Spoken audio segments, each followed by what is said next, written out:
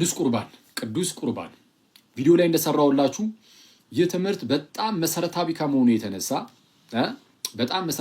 የተነሳ በፕሮቴስታንት ውስጥ እዚህ ትምህርት ላይ የተለየ ትምህርት እንዳለ ይታወቃል አይደል? ያው ቅዱስ ቁርባን የጌታ ስጋና ደም ምሳሌ ነው እንጂ እውነተኛ የራሱ የጌታ ስጋና ደም አይደለም የሚል ትምህርት እንዳለ ይታወቃል። እና ይህ ትምህርታቸው የፕሮቴስታንቶች ትምህርት ፕሮቴስታንቲዝም በጣም አደገኛና ፍጹም ከክርስቶስ ኢየሱስ የሚያርቅ ምናልባት ሳያስነቃ የሚያርቅ ብል ይሻላል። ምክንያቱም ስሙን ስለሚይዙት የተለያዩ በታሪክ ውስጥ የተነሱ ልዩ ወንጌል ሰባኪያን ኢየሱስ የሚለውን ስም ይይዙና ግን ሌላ አደገኛ የሆነ ትምህርትን ግን ለሰዎች ይሰጣሉ። ከዚህ ጋር በተያያዘ ቅዱስ አግናጢዮስ የሚናገረው አንድ ነገር አለ። ምን ብሎ ይናገራል? ከዚህ በፊትም ብዬላችሁ ነበረ። መናፍቃን ይላል መጀመሪያ የወይኑንና የመርዙን ነገር ይሰጠና አንድ ሰው የሆነ ሰውን መግደል ሲፈልግ ወይን ውስጥ መርዝ ይጨምርና ይሰጣል። እና ያ የተሰጠው ወይን እንደሆነ ነው የሚያውቀውና ያማረ የተወደደ ወይን አገኘው ብሎ ይጠጣል። እና ሲጠጣ ወይኑን ቴስት ሊያደርገው ይችላል። ውስጡ ያለውን መርዝ ግን አላየም። መርዙን አለማየቱ መርዙ እንዳይገለው ያደርገዋል? አያደርገውም። ቀጥታ ገብቶ ሰውየውን ይገድለዋል። መርዙ ሰውየውን ይገድለዋል። ወይን አገኘው ብሎ ይጠጣል፣ ግን እዛ ውስጥ ባለው ወይን ውስጥ ባለው መርዝ ግን የሚሞት ይሆናል። ልክ እንደዚህ ሁሉ ደግሞ መናፍቃን ይላል ወይም ልዩ ወንጌል ሰባኪያን የጌታችንን ስም ይዘው ግን ደግሞ በውስጡ የሚገድል መርዛማ የሆነ ምንፍቅናን ለሰዎች ይሰጣሉ ይላል። ስለዛ ሰዎች ልክ ያንን ወይኑን አይተው ወስደው እንደጠጡና ውስጡ ባለው መርዝ ደግሞ እንደሞቱ ልክ እንደዚሁ ኢየሱስ የሚለውን ስም አይተው ብቻ ሰዎች በየዋህነት ኢየሱስ የሚለውን ስም አይተው ይቀበላሉ፣ ግን ውስጡ ባለው ኑፋቂዎች ወይም መርዝ ይሞታሉ ብሎ ይናገራል። ይህንን የተናገረው ዮሐንስ ወንጌላዊ አለ አይደለ? ከእርሱ የተማረው አግናጢዮስም ጥሎ አንበሳ ከዚህ ቀደም እንዳልኳችሁ ማለት ነው። እና በጣም ጥንቃቄ ይፈልጋል እንደምታውቁት የትምህርት ነገር። እና በፕሮቴስታንት ውስጥ አንዱ የሚሰጠው ትምህርት ይሄ ነው። ሳያስነቃ እንደዚህ በጣም ከክርስቶስ ያርቃል ያልኳችሁ ለምንድን ነው? ስሙን ይነገራል።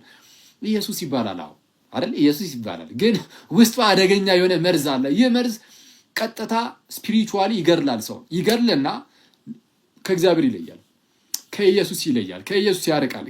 ወደ ኢየሱስ እያቀረበ የሚመስል ግን አደገኛ አራቂ ፕሮቴስታንቲዝም ነው ብዬ አስባለሁ። በጣም ይቅርታ አድርጉልኝ ምናልባት ይህ የሚያናድድ ከሆነ። ለምን መሰላችሁ እንደዚህ ያልኩት? ቅዱስ ቁርባን ለምሳሌ ለዚህ አንደኛ በጣም በርካታ ኑፋቂዎች ውስጡ አሉ። በፕሮቴስታንቲዝም ውስጥ በጣም በርካታ፣ በታሪክ ውስጥ በጣም የተለያዩ ኑፋቂዎች ተነስተዋል አይደለም? ከነዛ ውስጥ አብዛኞቹ ፕሮቴስታንት ውስጥ አሉ። አብዛኞቹ በታሪክ ውስጥ የምናውቃቸው ኑፋቂዎች ለምሳሌ ጥምቀት አያድንም የሚሉ ኖስቲክ መናፍቃን ነበሩ። ጥምቀት ለድህነት አይደለም የሚሉ የሚታይ የሚዳሰስ ነገር ጥቅም እንደዚህ ለድህነት ጥቅም ሊውል አይችልም የሚሉ ሰዎች ነበሩ። ክርስቶስ ኢየሱስም እውነተኛ ስጋን አልያዘም ምናምን የሚሉ ሰዎች ማለት ነው። እና ጥምቀት ለድህነት አያስፈልግም የሚሉ ከሃዲያን ነበሩ፣ ልዩ ወንጌል ሰባኪያን። አሁን ላይም በፕሮቴስታንት ውስጥ የትምህርት ይሰጣል። ያን የተሰጠው ምንፍቅና በታሪክ ውስጥ ቅዱስ ቁርባን እውነተኛ የጌታ ስጋና ደም አይደለም የሚሉ አሁንም ኖስቲክ መናፍቃን ነበሩ። አሁንም ፕሮቴስታንት ውስጥ ቅዱስ ቁርባን እውነተኛ የጌታ ስጋና ደም አይደለም ይላሉ። ቅዱሳን በስጋ ከእኛ ከተለዩ በኋላ አይማልዱም የሚሉ ሰዎች ተነስተው ነበረ። ለምሳሌ ቪጂላንቲዩስ። አሁንም ፕሮቴስታንቶች ይህንን ይዘው ቀጥሏል፣ የቪጂላንቲዩስን ትምህርት። ቅድስት ድንግል አይደለችም ከጌታ ኢየሱስን ከወለደች በኋላ ብሎ ያስተምር ነበር። ከዛ በኋላ ልጆችን ወልዳለች ብሎ ያስተምር ነበር። ማን?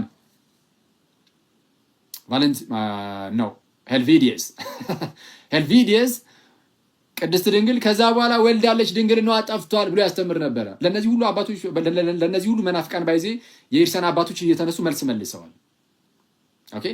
አሁንም ፕሮቴስታንቶች ይህንኑ ነገር ይናገራሉ። ሌሎችም ምንኩስናን የሚቃወሙ ሰዎች ተነስተው ነበር። አሁን ምንኩስናን ይቃወማሉ ፕሮቴስታንቶች። እና ጥንት ላይ የነበሩ በጣም በርካታ የስህተት የኑፋቄ ትምህርቶች ተሰብስበው ፕሮቴስታንት ላይ ፈሷል። አሁን በጣም በሚያሳዝን ሁኔታ ማለት ነው። በጣም በሚያሳዝን ሁኔታ እንዳለመታደሉ ነው። እና ከነዚህ ውስጥ ግን ትልቁ በጣም ከክርስቶስ የሚያርቅ እንደሆነ የምናይበት ግን ትልቁ ትምህርት ቅዱስ ቁርባን ነው። ለምን? ቅዱስ ቁርባንን መካድ ምን ያህል አደገኛ እንደሆነ ላሳያችሁ። ቅዱስ ቁርባን አንደኛ የራሱ የክርስቶስ ኢየሱስ ትምህርት ነው። ጌታ ኢየሱስ ራሱ የሰጠን ነው። ምን ብሎን የሰጠን ነው? በመጀመሪያ ደረጃ ቅዱስ ቁርባን ላይ ያለን እምነት ምን እንደሆነ ልንገራችሁ። ቅዱስ ቁርባን ያ ህብስትና ወይን ይቀርባል። ህብስትና ወይን ወይም ህብስትና ጽዋ አሁን ወንድማችን ስታው ሞክ ለማድረግ ለመቀለድ ሲሞክር ሰምቼዋለሁ። ክብ ክብ የሆነ ህብስት ምናምን ነገር እያለ ሲናገር ሰምቼዋለሁ። አዎ ክብ የሆነ ህብስት አይደለ? ክብ የሆነ ህብስት ነው። ትክክል። ሰዋት እንዴ በዛ ነው የሚዘጋጀው። ከዛ በኋላ በመንፈስ ቅዱስ አሰራር በጸሎት ውስጥ ያ ህብስት የጌታ ስጋ ይሆናል ነው። ይሄንን እንግዲህ ለጭንቅላት ይከብዳሉ። አዎ እኛ አይከብድም አላልንም። ለጭንቅላት አይከብድም ብለናል እንዴ? አይከብድም አላልንም ለጭንቅላት። አዎ ለጭንቅላት በጣም የሚከብድ ነው። ግን ለጭንቅላት ይከብዳል ብለን ግን የኢየሱስን ነገር አንጥልም። ለጭንቅላት ቢከብድ እንኳን በእምነት ሆነን የምንቀበል ክርስቲያኖች እንጂ ለጭንቅላት የሚከብድ ቢሆን እንኳን በእምነት ሆነን የምንቀበል የሐዋርያት ልጆች እንጂ እንደነዛ ጌታችን ኢየሱስ ስለ ስጋው ደሙ ሲያስተምር ይህንን ማን ሊቀበለው ይችላል ብለው ወደኋላ እንዳፈገፈጉ ጌታችን ኢየሱስም አይቷቸው ዝም እንዳላቸው እንደነዛ አይነት ሰዎች ወይም የነሱ ልጆች አረ እኛ አይደለንም ነው። ኦኬ ሰው በእምነት ሆነን የምንቀበለው ነው። ይህ የመንፈስ ቅዱስ አሰራር ነው። ኦኬ ጌታችን ኢየሱስ ራሱን ይሰጠንና አዎ ክቡ ህብስት እደግምልሃለሁ፣ ያ ክብ ሆኖ የሚዘጋጀው ህብስት ኦኬ እላዩ ላይ የቅዱስ መስቀል ምልክት ያለበት ምናልባት አስፈላጊ ከሆነ ማለት ነው። ምናልባት ልጋብዝ መሰለኝ አዊሽ እኔ አንዳንድ ፕሮቴስታንቶች እንደዚህ ዝም ብሎ በየዋህነት የወጣችሁ ሰዎች ካላችሁ ኮፕቲክ ቤተክርስቲያን ሊዱና ለምን እዛ ቼክ አታደርጉም? የስርዓት ጉዳይ ብቻ ከሆነ እንደዚህ ዝም ብዬ ተገፍቼ ብቻ ነው የምትሉ ከሆነ ፕሊዝ እዛ ስትሄዱና ቼክ አድርጉ። ኦኬ እንዲህ በቀላሉ ከቤተክርስቲያን እንዳትወጡ በእንዶ በጌታ እንዴት ነው ከጌታ ቤት እንዲወጣል? በቀላል አይወጣም። ከጌታ ቤት አንድ ዝም ብሎ ጎረምሳ መጥቶ አንተ ስቦ ይወስዳል? በፍጹም አይደረግም ይሄ እና ፕሊዝ ከኢየሱስ ቤት እንዲህ በቀላሉ እንዳትወጡ። ከኢየሱስ ቤት ከጌታ ቤት በቀላሉ እንዳትወጡ። እንደው ድንገት የፈለገ ነገር ተፈጥሮ እና በቃ አልቻልኩም ብላችሁ እንደው በሆነች ግን ትንሽ ስርዓት ምክንያት ለመውጣት ብታስቡ እስቲ ቢያንስ የኮፕቲክን ይሁን በስርዓት ምክንያት ሲጀመር አትወጡ። አይወጣም እንዴ ሼም ነው። አይወጣም ቢሆን ራሱ ግን ኮፕቲክ የግብጽ ክርስቲያን እዚህ አዲስ አበባ ውስጥ አለ፣ ኢትዮጵያ ውስጥ አለ። እሱንም ቼክ አድርጉ እና ለማንኛውም ህብስቱ አዎ ክብ ነው። እንደው እኛ ጋር አሁን ሚስጥር ነው አይደለ? አይታይም ምናምን ህብስቱ ታዩታላችሁ? አታዩትም አይደለ? አናየውም። ዲያቆናቱ ምናምን ያዩታል። ኮፕቲክ ክርስቲያን ግልጽ ነው። ለምሳሌ እኔም ኤክስፒሪየንሱ ስላለኝ እዛ ሄጄ ልካፈል ይችላለሁ ምናምን ቅዳሴ። ስለዚህ አሁን እዛ ምንም ግልጽ ነው፣ ሁሉም ሰው ያየዋል። ምንም በጣም ትልቅ ነገር እንዳወራ አታስመስለው። ትልቅ ነገር እንዳወራ አታስመስለው። እና ልክ እንደዛ ነው። ግን በጸሎት ሰዓት ግን ጌታችን ኢየሱስ እዛው ጋር የእርሱ ፕሬሰንስ አለ። ኢየሱስ እዛ ጋር ይገኛል። ኦኬ እዛ ጸሎት ላይ ሁለትም ሶስትም እንደውም ጨራሽ ከዛ በላይ ሆነ ተሰባስበን ቅዳሴውን ስናደርግ ስንጸልይ ስንቀድስ ጌታችን ኢየሱስ እዛ ጋር ይገኛል። ታላቅ የሆነ መስዋዕት እዛ ጋር ይቀርባል። የራሱ አንዱ መስዋዕት ነው ባይዚ ሁሌም የሚቀርበው በዕለተ ዓርብ የቀረበው መስዋዕት ራሱ ነው የሚቀርበው። ሌላ አይነት መስዋዕቶች እየተደጋገሙ ሳይሆን የዛው የራሱ የዕለተ ዓርቡ ኤክስቴንሽን ነው። ለማንኛውም ግን እኛ የምናምነው ህብስቱና ወይም ይቀርባል። አዎ ያ ህብስቱ በዛ በጸሎት ሰዓት በመንፈስ ቅዱስ አሰራር የጌታ ስጋ ይሆናል። እንዴት ነው የሚሆነው? አናውቅ። ካቶሊክ ወንድሞቻችን እናውቃለን ብለዋል። እኛ አናውቅም። ካቶሊክ ወንድሞቻችን ምን ድረስ ነው እናውቃለን ያሉት? ያ እዛ ጋር የምታዩት ህብስቱና ጽዋው ይላሉ ካቶሊኮች። ህብስቱ የራሱ የሆነ ሰብስተንስ አለው አይደለ? ምንነት አለው። ህብስቱ ህብስትነት አለው። ይሄ ጣዕሙ ምናምን እይታው ምናምን ይሄ ከለሩ ምናምን አይደለም። እሱን ሳይሆን በቃ በምንነት ደረጃ እሱ እንዳለ ሆኖ ደግሞ ህብስትን ህብስት የሚያስብለው ሰብስተንስ ባህሪው እንበለውና ወይም ጠባዩ እሱ አለ እና ልክ ሲጸለይ ይላሉ ያ ጠባዩ የህብስትና ጠባዩ ሙሉ በሙሉ ይቀየራል። ወይም ባህሪው እንግዲህ ሰብስተንሱ ትራንስ ሰብስታንሺዬሽን የሚባለው ለዛ ነው በእነርሱ ዘንድ እና ሰብስተንሱ ይለወጥና የጌታ ስጋ ይሆናል። በሰብስተንስ ደረጃ የጌታ ስጋ ብቻ ነው። ህብስቱ ህብስትነቱን ያጣዋል በሰብስተንስ ደረጃ። ዘን አክሲደንትስ ደግሞ የሚሉት ምንድነው? ይሄ ከለሩ ይሄ እይታው ምናምን ነገር እሱ ብቻውን ግን ይቀራል። አዎ ጣዕሙ ምናምን እንዳለ ሆኖ ግን ከለሩ ምናምን እንዳለ ሆኖ ግን በሰብስተንስ ደረጃ ይለወጣል ይላሉ። እኛ እንደዚህ አይነት ይሄ አሪስቶቴሊያን ፊሎሶፊ ነው። እኛ ይሄን እንግዲህ እንደዚህ አይነት ነገር ተቀባይነት የለውም በእኛ ዘንድ። እንደዚህ ብዙ አናብራራም። እንደዚህ አይነት ማብራሪያዎች ውስጥ አንገባም። ይሄ የኛ ጉዳይ አይደለም። ይሄ የኛ ስራ አይደለም። አንድ ጊዜ ለሐዋርያት የተሰጣቸው ነገር አለ። እሷን ብቻ ነው ይዘን የምንቀጥለው እንጂ ሐዋርያት ካለፉ በኋላ እያነሳን ይሄ እኮ በዚህ መልኩ ነው እያልን ፍልስፍናዊ በሆነ አገላለጾች አንጠቀምም። ካቶሊክ ቤተክርስቲያንን ማከብር ሰው ነኝ እንደምታውቁት። ግን ከካቶሊክ አገላለጽ ይልቅ ምናልባት የሉተር አገላለጽ የተሻለ ሊሆን ይችላል እዚህ ጉዳይ ላይ። ማለት አገላለጹ ነው የምላችሁ። በምን መልኩ ነው የጌታ ስጋና ደም የሚሆነው የሚለው ላይ ሉተር የፕሮቴስታንቲዝም አባት ተነስቶ አሁን ላይ ያሉ ፕሮቴስታንቶች ክደውት ነው እንጂ ሉተርን እንግዲህ አስጀማሪው ዶክተር ማርቲን ሉተር በምን መልኩ ነው የሚያስቀምጠው? ልክ እንደ ይህንን ይቃወማል። መጀመሪያ የካቶሊኮችን ትራንስሰብስታንሺዬሽኑን ይሄ አሪስቶቴሊያን ፊሎዞፊን ምናምን መጠቀሙ ለምን አስፈለገ? የጌታ ቅዱስ ሚስጥር ነው። የጌታ ቅዱስ ሚስጥርን በፍልስፍና መግለጽ አያስፈልግም። ለምሳሌ ቃል ስጋ ሲሆን ይላል እንግዲህ ሉተር ሲናገር ቃል ስጋ ሲሆን ለምሳሌ ቃል ወደ ስጋነት ተለውጧል፣ አልተለወጠም። ስጋውስ ወደ ቃልነት ተለውጧል፣ አልተለወጠም። አንዱ ሳያጠፋ ሳይለዋወጡ አንድ ሆነው የለም ወይ? ወይም ቃል ስጋ ሲሆን በተዋህዶ ማለት ነው ውህደቱ ቃልም ስጋም ሳይጠፋፋ አንድ የሆኑት ልክ እንደዚህ ሁሉ ህብስቱ እንዳለ ሆኖ የጌታ ስጋም ደግሞ የማይሆንበት ምክንያት ምንድን ነው ብሎ ይሞግታል። ለተዋህዶ የሚሰጡትን እነ ቅዱስ ቄርሎስ ምሳሌዎችን ያነሳል። ለምሳሌ ብረት እሳት ውስጥ ስከቱት ይግላል፣ ብረትነትም አለው እሳትነትም አለው። ስለዚህ ህብስትነትም የጌታ ስጋነትም ይኖራል ብሎ ይናገራል። አሁን ይሄኛውንም ነገር እንቀበላለን ያልኳቸው አለ። የተለያዩ ዲፊኒሽኖች ይኖራሉ የሚሰጡ እኛ የምናውቀው ምንድን ነው ከተባለ ያ ህብስት የጌታ ስጋ እንደሚሆን እንዴት አናውቅም። ያ ጽዋ የጌታ እንደሚሆን የስ እናውቃለን፣ እናምናለን። ኦኬ ግን እንዴት እንደሚሆን ግን አናውቅም። በጣም ይቅርታ አድርጉልኝ። አዊሽ እንደዚህ ነገር እየተነገረ መነሳት የለብኝም ነው፣ ግን እንዳይረብሸን ነው እየተንኳኳ ስለሆነ አንዴ ልክፈትላቸው ነው። ስለዛ እንደዚህ አይነት ለውጥ ስላለ እሱን ለመግለጽ ያህል ብቻ ማለት ነው። ስለዛ ህብስቱ አስቀድሞ ህብስት ብቻ ነው። ልክ ሲጸለይበት ግን የጌታ ስጋ ይሆናል። ስለዛ እሱን እንዳትረሱ። ይሄ መለወጥ የሚል ነገር ቢመጣ እንደ ካቶሊክ አይደለም። ካቶሊኮች ይህንን ዶግማ አድርገውታል ጭራሽ። ስለዛ ይሄ ስህተት ናቸው ብዬ አምናለሁ። እዚህ ጉዳይ ላይ ዶግማ አይደረግም። ዝም ብለህ ብድግ አድርገህ የፍልስፍና አገላለጽን ሁሉ እያመጣ ዶግማ አታደርግም፣ አይደረግም። ለማንኛውም ያም ሆነ ግን ቅዱስ ቁርባን የምርም እውነተኛ የጌታ ስጋና ደም ለመሆኑ መጽሐፍ ቅዱሳዊ ማስረጃ አለው። በቤተክርስቲያን ታሪክ ውስጥስ የታመነ ነው ወይ ከተባለ በጣም በሚገባ በመጽሐፍ ቅዱስም የታመነ ነው። በቤተክርስቲያን አባቶችን ውስጥም በእጅጉ የታመነ ነው። ከመጽሐፍ ቅዱስ ትንሽ ነገር ብቻ ነው ማሳያችሁ። ቀለል አድርጌ ከዚህ በፊት በተደጋጋሚ ሄደንበታል። ዝም ብዬ እንደ መግቢያ ብቻ ልስጣችሁና 3 ደቂቃ ምናምን ሜቢ 4 ደቂቃ ዘንድ ከአባቶች የተወሰነ ነገር አሳያችኋለሁ። ቶሎ እንጨርሳለን። ምናልባት ወደ 5 ሰዓት አካባቢ ላይ አሁን 4 ሰዓት ከ25 ሆነ በሚያሳዝን ሁኔታ። ወደ 5 ሰዓት ላይ እነዚህ ጌም ላይ ምናምን የምናውቃቸው ወንድሞች ጥያቄ ካላቸው ምናምን ይመጣሉ ብለውኛል። እናንተሽ ምናልባት የሚመጡ ከሆነ እነሱን ወደ ማስተናገዱ ዘንድ የምናልፍ ይሆናል ማለት ነው። ክርስትና ላይ ምንም አይነት ጥያቄ ካላቸው ሰሞኑን እንደዚህ ጌም ላይ ምናምን የሚጮቱ ልጆች ምናምን እዚህ ሪከርድ እየተደረጉ እየተለቀቁ ምናምን አይቼ ነበር እና ጥሩ ነው በጣም። በተለይ አንዳንድ ወንድሞች የሚሰጧቸው ምላሾች ምናምኖችም ጥሩ ነው፣ በጣም ደስ ይላል። እንግዲህ እግረ መንገዴን እዚሁ ላይ ማለት ካለብኝ ማለት ነው። ጌታ በነገሩ እንዲወርዳችሁ ደግሞ የሚቀድመው ያው እውቀቱ ነው እና እውቀቱን ያዝ እያደረግን ደግሞ እኔ ይሄ ጌሙ ላይ ምኑ ላይ ምናምን ያላችሁ ዓለማዊ ኮንተንት ላይ ያላችሁ ልትሆኑ ትችላላችሁ። ክርስቲያን ወንድም እህቶቼ ፕሊዝ በተቻላችሁ አቅም ህይወታችሁ ኦርቶዶክስ እንደሆናችሁ ይግለጥ፣ ክርስቲያን እንደሆናችሁ ይግለጥ። እሺ ህይወታችን ደግሞ የሁላችንም የእናንተ ብቻ ሳይሆን የኔንም ጨምር ነው እና ህይወታችን በደንብ ጥሩ በሆነ ቁጥር አንደበታችን በጣም የተገራ መሆን አለበት። በተቻለን አቅም ጥንቅቅ የምንጠነቀቅ አይነት ኢየሱስን የምንፈራ አይነት ሰዎች መሆን አለብን እና ሰው አይቶን በጣም አንደበታችን የማይገራ ከሆነ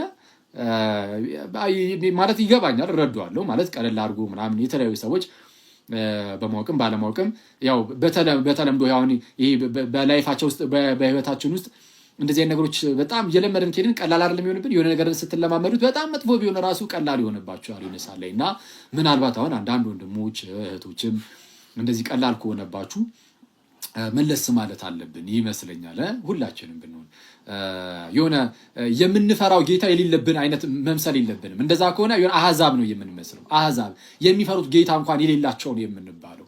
አያችሁ፣ ጌታችሁን ኢየሱስን እንዳታሰድቡት፣ ይልቁንም ግን በተቃራኒው ክርስቶስ ኢየሱስ በእናንተ ውስጥ እንዲገለጥ አንደበታችሁን በጣም ልትጠነቀቁለት ይገባል።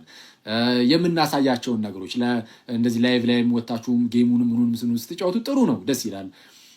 ክርስቲያኑ ወንድሞቻችሁም ሌሎቹም ግዴታ በእምነት መመሳሰል ስለሌለባቸው ሌሎቹም ሙስሊሙም ፕሮቴስታንቱም ሁሉም ሊዝናና ይችላል፣ ደስ ይላል። ተጫወቱ ምናምን መጫወቱ ምናምን ጥሩ ነው። ግን በምን መልኩ ኢየሱስን እንደሚፈራ ኢየሱስን እንደሚወድም እንደሚፈራም ሰው ሆነን እንደዛ መሆን ያለብን ይመስለኛል። እና እና ጎበዞች በጣም ደስ ይላል።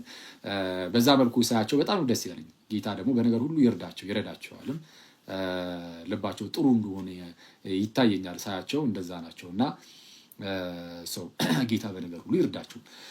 እሺ ሰው ቅዱስ ቁርባን ከመጽሐፍ ቅዱስ እንግዲህ ከራሱ ከኢየሱስ ነው የምንጀምረው። ጌታችን ኢየሱስ አስቀድሞ በቃል አስተማረ። ስለ ቅዱስ ቁርባን በቃል አስተማረ። ስጋዬን ደሜን እያለ እንደምታውቁት በቃል አስተማረ። በኋላ ላይ ደግሞ ፕራክቲካሊ ደግሞ ህብስትን ጽዋን አነሳና የቅዱስ ቁርባን ስርዓትን ሲሰራየ ነው። ይኸው ስጋዬ ይኸው ደግሞ ደሜ ብሎ ሲሰጣየን ዮሐንስ ወንጌል ምዕራፍ 6 ላይ በቃል ሲያስተምር ጌታችን ኢየሱስ እንዲህ ብሎ ተናገረ። ስጋዬን የሚበላ ደሜን የሚጠጣ የዘላለም ሕይወት አለው ብሎ ተናገረ። ለምሳሌ ማለት ቀጥታ እኔ እንደዚህ ቃል በቃል ተነግሮ አለማመን በጣም አደገኛ ነው። በደንብ ስሙ ፕሮቴስታንት ወንድሞቼ ፕሊዝ በደንብ አድርጋችሁ ስሙ። በፕሮቴስታንት ውስጥ ያለው እምነት ቅዱስ ቁርባን ምሳሌ ብቻ ነው። ያ ህብስቱ የስጋው ምሳሌ ብቻ፣ ያ ጽዋው የደሙ ምሳሌ ብቻ እንጂ ሌላ አይደለም። የጌታ ስጋና ደም አይደለም። የራሱ የኢየሱስ እውነተኛ ስጋና ደም አማናዊ ስጋና ደሙ አይደለም ተብሎ ነው የሚታመነው። ይሄ በጣም አደገኛ ነው። ጌታችን ኢየሱስ ስጋዬን ያለው ደሜን ያለው ስጋዬን የበላ ደሜን የጠጣ የዘላለም ሕይወት አለው ይላል ዮሐንስ ወንጌል ምዕራፍ 6 ከቁጥር 50 ጀምራችሁ አንብቡ ፕሊዝ። ኦኬ እኔ ቀጥታ ቃል በቃል ጥቅሱ ላንብብላችሁና ይሻላል። ይሄንን ክፍል ቃል በቃል ላንብብላችሁ። ኦኬ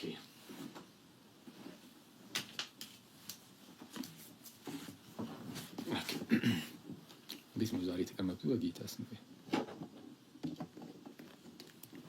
እሺ። ዮሐንስ ወንጌል ምዕራፍ 6 መጽሐፍ ቅዱስ የያዛችሁ ሰዎች አውጡ። እሺ ዮሐንስ ወንጌል ምዕራፍ 6 ጌታችን ስለ ስጋው ደግሞ ምን እንዳስተማረ ፕሮቴስታንቶች ደግሞ ምን እንደሚሉ በዛው ታዩበታላችሁ። ከአባቶች የማሳያችሁ ላይ እንግዲህ መምህር ጳውሎስ አንድ የተናገሩት ነገር አለ እዛ ፌስቡካቸው ላይ። ጳውሎስ ፈቃዱ የፕሮቴስታንቱ መምህር ማለት ነው። አባቶችም እንደው ከጌታ ስጋና ደም ጋር ተያዘ ማለት ነው ወጥ የሆነ አቋም የላቸውም ብለው እንደውም እውነተኛ የጌታ ስጋና ደም ያሉት አንዳንዶቹ ናቸው ብለው አስቀምጧል። በጣም ይሄ አደገኛ ነው። እሱን እናየዋለን አብረን። እሺ አብረን እናየዋለን እና እሳቸው ያነሷቸውን አባቶች ሁሉ እያነሳን መልስ እንሰጣለን። ወደዛ ከመሄዳችን በፊት ግን ከመጽሐፍ ቅዱስ ላሳያችሁ ፕሮቴስታንቲዝም ምን እንደሚል፣ ኢየሱስ ደግሞ ምን እንደሚል እና ፕሮቴስታንቲዝም እንዴት ሰዎችን ኢየሱስ እያስባለ ከኢየሱስ እንደሚያርቅ በዛው እንድታዩበትም ማለት ነው።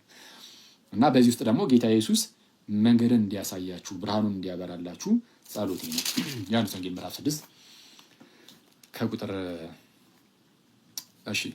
47 ጀምሮ እሺ በእኔ የሚያምን ከሚለው ጀምሮ እና ቁጥር 47 እውነት እውነት እላችኋለሁ በእኔ የሚያምን የዘላለም ሕይወት አለው። የሕይወት እንጀራ እኔ ነኝ። አባቶቻችሁ በምድረ በዳ መና በሉ ሞቱም። ሰው ከእርሱ በልቶ እንዳይሞት ከሰማይ አሁን የወረደ እንጀራ ይህ ነው ይላል። አባቶቻችሁ አለ አይሁዳውያንን ነው አይደል እየተናገረ ያለው ጌታችን ኢየሱስ። አባቶቻችሁ እነማን? እነ ሙሴ በምድረ በዳ መና በሉ ሞቱም አይደለ? ከሰማይ እግዚአብሔር መናን አውርዶላቸው ነበረ። መናን አወረደላቸውና በልተው ግን ሞተዋል። እና ያ የዘላለም ሕይወትን የሚሰጥ አልነበረም። ጊዜያዊ ረሃብን የሚያስታግዝ ሆድን የሚሞላ ምግብ ሆኖ የመጣው ያኔ ለነ ሙሴ ማለት ነው። አባቶቻችሁ ከሰማይ የወረደ የሕይወት እንጀራ እኔ ነኝ። ሰው ከዚህ እንጀራ ቢበላ ያንን ልድገምላችሁ። የሕይወት እንጀራ እኔ ነኝ። አባቶቻችሁ በምድረ በዳ መና በሉ ሞቱም። ሰው ከእርሱ በልቶ እንዳይሞት ከሰማይ አሁን የወረደ እንጀራ ግን ይህ ነው አለ። ራሱን ጌታ ኢየሱስ ከሰማይ የወረደ እውነተኛ የሕይወት እንጀራችን ነው። የሕይወት ህብስት ነው። እንጀራ ህብስት ወይ የሚለው ህብስት ነው። እሺ ሰው ከዚህ እንጀራ ቢበላ ለዘላለም ይኖራል። እኔም ስለ ዓለም ሕይወት የምሰጠው እንጀራ ምንድን ነው አለ? ስለ ዓለም ሕይወት የምሰጠው ህብስት ወይም እንጀራ፣ ያ ህብስት ምን ነው አለ? ስጋዬ ነው። ህብስቱ ስጋዬ ነው። ስለ ዓለም የምሰጠው ህብስት ስጋዬ ነው። እንግዲህ አይሁድ ልክ እንደዚህ ብሎ ሲናገር ማለት ነው። እንግዲህ አይሁድ ይህ ሰው ስጋውን ልንበላ ይሰጠን ዘንድ እንዴት ይችላል ብለው እርስ በርሳቸው ተከራከሩ። አሁን ከዚህ በፊትም ብያችሁ ነበር የዮሐንስ ወንጌል አጻጻፍ ላይ ዮሐንስ ወንጌሉን ልክ ሲጽፍ ብዙውን ጊዜ አሁን ሁሌም ላይሆን ይችላል፣ ግን ብዙውን ጊዜ ግን ምን አይነት ነገር ታያላችሁ መሰላችሁ? ዮሐንስ ወንጌልን ልክ ስታነቡ አሁን ያለው ዮሐንስ ወንጌል ላይ ስለሆነ ማለት ነው።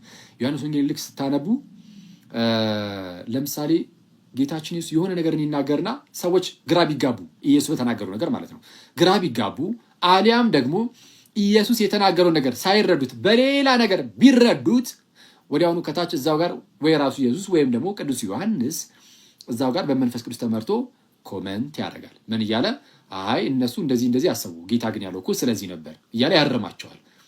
እንደ ምሳሌ ልስጣችሁ። ለምሳሌ ዮሐንስ ወንጌል ምዕራፍ 2 ቁጥር 19 ላይ ምን ይላል? ጌታችን ኢየሱስ ይህንን ቤተ መቅደስ አፍርሱት በሶስተኛውም ቀን አነሳዋለሁ አለ። ይህን ቤተ መቅደስ አፍርሱት በሶስተኛውም ቀን አነሳዋለሁ። ዘንድ አይሁዳውያን በሰዓቱ ምን መሰላቸው? ህንፃው መሰላቸው። ቤተ መቅደስ ሲል ህንፃ ነበር የመሰላቸው፣ በሰዓቱ ይገለገሉበት የነበረውን ህንፃ። ዘንድ ምን አሉ? ይህ ቤተ መቅደስ ከ46 ዓመት ጀምሮ ይሰራ ነበረ፣ ለ46 ዓመት ሙሉ ነው የተሰራው ነው። አንተ በሶስተኛው ቀን ታነሳዋለህን አሉት። ተሳስተዋል? አልተሳሳቱም። በተሳሳተ መልኩ የተረዱት በተሳሳተ መልኩ ስለተረዱት ዮሐንስ ከታች ምን ብሎ ጻፈ? እርሱ ግን ስለ ሰውነቱ ቤተ መቅደስ ይል ነበር ይላል። እርሱ ግን ስለምን? ስለ ሰውነቱ ቤተ መቅደስ። ስለዛ በተሳሳተ መልኩ ስለተረዱት አይሁዳውያን ራሱ ቅዱስ ዮሐንስ ያርማቸዋል ማለት ነው። ልክ እንደዚህ የሚመስል ነገር ለምሳሌ ዮሐንስ ወንጌል ላይም አለ። ዮሐንስ ወንጌል ምዕራፍ 3 ላይ ጌታ ኢየሱስ ኒቆዲሞስን ያረመበት አለ። ለምሳሌ ማለት ዮሐንስ ወንጌል ምዕራፍ 3 ላይ ምዕራፍ 3 ቁጥር 3 ጌታችን ለኒቆዲሞስ እንዲህ ብሎ ተናገረው፣ እውነት እውነት እልሃለሁ ሰው ዳግመኛ ካልተወለደ በቀር ወደ የእግዚአብሔር መንግስት ሊያይ አይችልም አለው። ሰው ዳግመኛ ካልተወለደ በቀር የእግዚአብሔር መንግስት ሊያይ አይችልም ሲለው ዳግመኛ ካልተወለደ በቀር ነው ያለው። ሌላ ነገር ምንም አላለውም። ግን በዚህ ሰዓት ኒቆዲሞስ ምን መሰለው? ዳግመኛ መወለድ እንዴ? ዳግመኛ ከእናት ማህፀን መወለድ ነው እንዴ ብሎ ተናገረ። እዛው ጋር እንዴ ሰው ከሸመገለ በኋላ ተመልሶ ወደ እናቱ ማህፀን ሊገባ ይችላልን? ስለዚህ የተረዳው ምን አይነት ውልደትን ነው? አሁንም ስጋዊ ውልደትን ነው። ስጋዊ ልደትን ስለተረዳ ጌታችን እዛው ጋር አረመው። እውነት እውነት እልሃለሁ ሰው ከውሃ እና ከመንፈስ ካልተወለደ በቀር ወደ እግዚአብሔር መንግስት ሊገባ አይችልም። ከስጋ የተወለደ እኮ ስጋ ነው፣ ከመንፈስ የተወለደ መንፈስ ነው አለው። ስለዚህ አሁን የምትወለደው አንተ እንዳሰብከው ከስጋ አይደለም። እንደውም ዝቅ እያለ ሲናገር አንተ የእስራኤል መምህር ስትሆን ይህን እንዴት አታውቅም እያለ ያርመዋል፣ ያብራራለታል። ምክንያቱም ኒቆዲሞስ በተሳሳተ መልኩ ስለተረዳው። ተጨማሪ ማስረጃ አራተኛው ምዕራፍ ላይም ሁለተኛው ምዕራፍ ጠቀስኩላችሁ፣ ሶስተኛው ምዕራፍ ላይ ጠቀስኩላችሁ። አራተኛው ምዕራፍ ላይ ደግሞ ዮሐንስ ወንጌል ምዕራፍ 4 እንዲህ ይላል። እንግዲህ ኢየሱስ ይላል ቁጥር 1 ላይ እንግዲህ ኢየሱስ ከዮሐንስ ይልቅ ደቀ መዛሙርት ያደርጋል ያጠምቅማል ማለትን ፈሪሳውያን እንደሰሙ ጌታ ባወቀ ጊዜ ልክ ኢየሱስ ከማን ይልቅ? ከዮሐንስ ይልቅ። ዮሐንስ ያጠምቅ የለም ደቀ መዛሙርትም ማለት እሱን የሚከተሉ ሰዎችም በጣም በርካቶች ነበሩና ኢየሱስ ግን ከዮሐንስ ይልቅ ከዮሐንስ ይበልጥ ደቀ መዛሙርት ያደርጋል ያጠምቅማል ማለትን ፈሪሳውያን እንደሰሙ ጌታ ባወቀ ጊዜ። ፈሪሳውያን ይህንን ነገር ሰሙ እየተባለ ነው። ፈሪሳውያን ምንድን ነው የሰሙት? ዮሐንስ ማን ነው? ጌታ ኢየሱስ እኮ እያጠመቀ ነው፣ ኢየሱስ እኮ ደቀ መዛሙርት እያደረገ ነው የሚል ነገር ፈሪሳውያን ሰምተዋል። እና ይህንን ኢየሱስ አወቀ። ይህንን ኢየሱስ አወቀና ምን አደረገ ይላል? ጌታ ባወቀ ጊዜ ይሁዳን ትቶ ወደ ገሊላ ደግሞ ሄደ ይላል። እሺ ኢየሱስ ግን አጥምቋል ወይ ነው? አጥምቋል? ኢየሱስ አላጠመቀም። ግን ፈሪሳውያን ጋር የደረሰው መረጃ ግን ኢየሱስ እንዳጠመቀ ነው። ስህተት አለ። የተሳሳተ መረጃ ነው የደረሳቸው። የተሳሳተ መረጃ ሲደርሳቸው ዮሐንስ እዛው ጋር ያርማል። ምን ብሎ እስቲ እንይ። እሺ ነገር ግን ደቀ መዛሙርቱ እንጂ ኢየሱስ ራሱ አላጠመቀም ይላል። ስለዚህ የሆነ ግራ የሚያጋባ ነገር ሲኖር፣ ያልተረዱት ነገር ሲኖር ሰዎች ዮሐንስ እዛው ጋር መጥቶ ይሄን እንዳትረሱ እሺ፣ ይሄን ፕሪንሲፕል ሳትረሱ። ከዛም ዮሐንስ ወንጌል ምዕራፍ 6 ላይ ሊሄድላችሁ ነው። ዮሐንስ ከታች ይመጣና ያስተካክለዋል።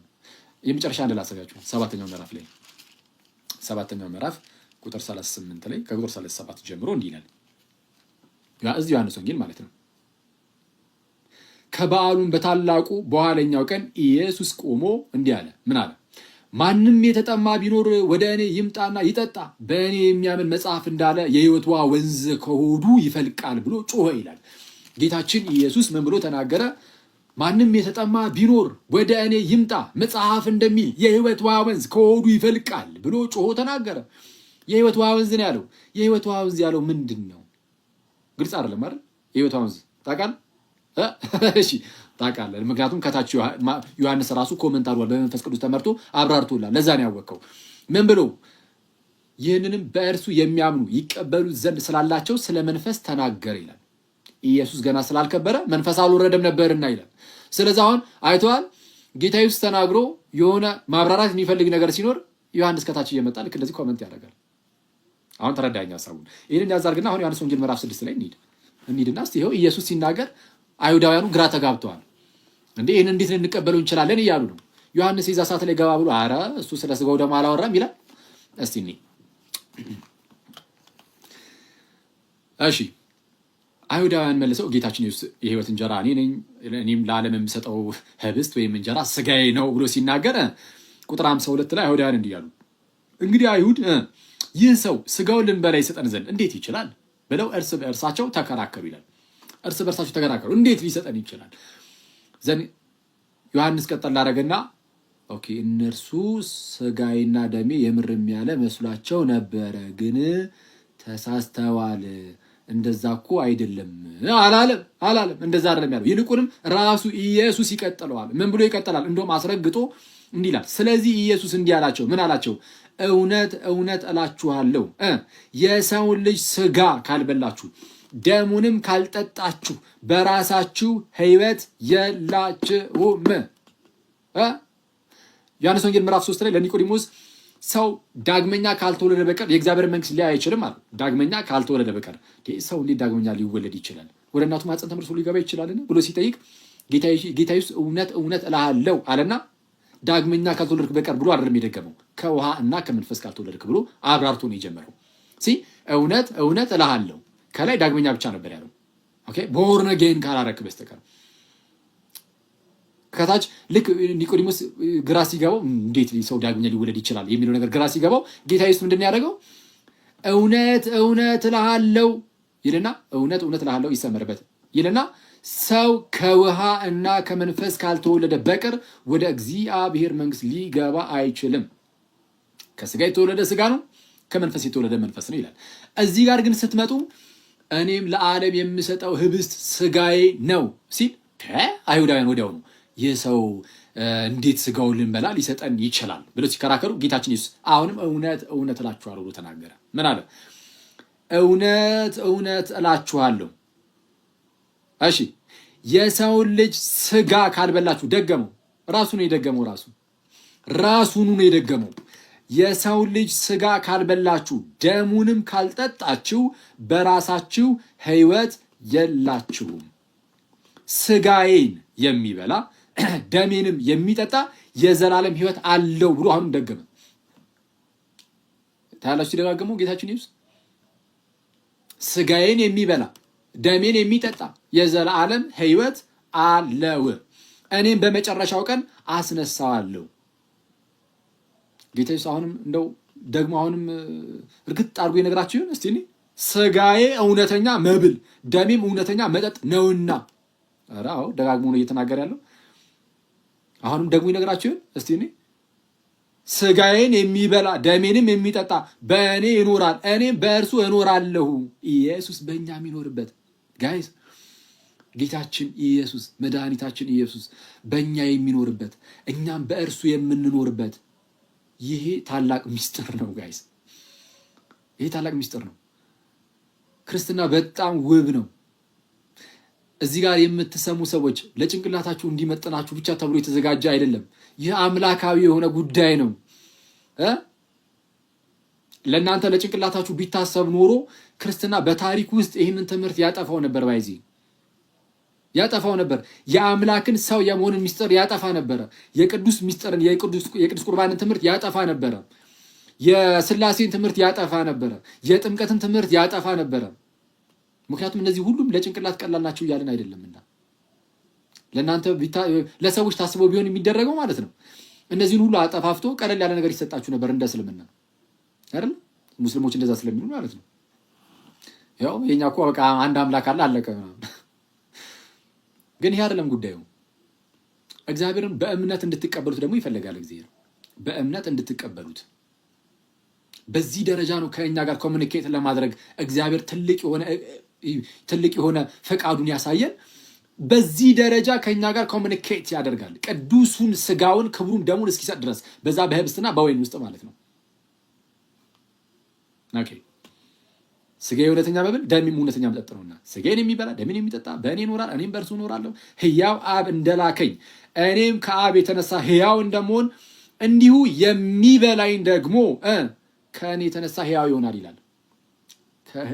ከእኔ የተነሳ ሕያው ይሆናል። ለጋይ ስጋዬን ደሜን እያለ ነው ጌታ ኢየሱስ የተናገረው አይደል? በመጽሐፍ ቅዱሳችን ላይ የኢየሱስ ወይ ራሱ ክርስቶስ ስጋዬ እና ደሜ ብሎ ለክ ስጋዬ እና ደሜ ብሎ ወይም ሌሎች ሐዋርያት የጌታ ስጋ እና ደም ብለው ስለሌላ ነገር ተናግረው አያውቁም ከቅዱስ ቁርባን ውጭ አለ። ቻሌንጅ ላድርግ ፕሮቴስታንቶችን፣ አንድ ጥቅስ ስጡኝ ስጋ እና ደም የሚል ቃል እንደዚህ መቶ እንደዚህ አይነት ፍሬዝ የጌታ ማለት ነው ስጋ እና ደም የሚል መቶ እስቲ ከቅዱስ ቁርባን ውጭ የሆነበት እስቲ አንድ ቦታ እስቲ ያሳዩን። እስቲ ለቅዱስ ቁርባን የሆነበትን ቦታ አሳየኝ አክሊል የሚል ሰው አለ? እንደዚህ የሚደፍር አለ? ኦኬ ካለ ላሳያችሁ። በዚህ በታላቁ የቤተክርስቲያን መጽሐፍ ላይ ለምሳሌ በማቴዎስ ወንጌል ምዕራፍ 26 ከቁጥር 26 ጀምሮ ጌታችን ኢየሱስ ህብስትን ያነሳና አመስግኖ ባርኮ ቆርሶ ሰጣቸው። ምን ብሎ? ይህ ስጋዬ ነው። ጽዋን አነሳና ይህ ስለ ብዙዎች ለኃጢአት ይቅርታ የሚፈሰው የሐዲስ ኪዳን ደሜ ነው፣ ከእርሱ ጠጡ ብሎ ሰጣቸው። በቃል ደረጃ ስጋዬ ደሜ እያለ ይኸው ዮሐንስ 6 ላይ አስቀድሞ ነግሯቸው ነበር፣ አስተምሯቸው ነበር። ከዛን በተግባር አሳያቸው። ስጋዬ እኮ ይኸው፣ ደሜ እኮ ይኸው። ስጋዬ ብሎ ህብስትን፣ ደሜ ብሎ ጽዋን የስጋዬ ምሳሌ ብሎ ነው የሰጣቸው ወይስ ስጋዬ ብሎ ነው የሰጣቸው? ንገሩኝ እስቲ ጋይስ። የስጋዬ ምሳሌ አለ። ህብስቱን አንስቶ ጌታችን ባርኮ ይላል አይደለ? ህብስቱን አንስቶ እንጀራውን ማለት ነው፣ ወይም ህብስቱን እንጀራ የሚለው በአማርኛው ነው፣ ህብስት ነው። ህብስትን አንስቶ ባርኮ ቆርሶ ሲሰጣቸው ይህ የስጋዬ ምሳሌ ነው አለ ወይስ ስጋዬ ነው? እስቲ ላብራላችኋል ብዙ ከማፈናችሁ። ከዛ እችን ጨርሰን ወደ እንለፍ።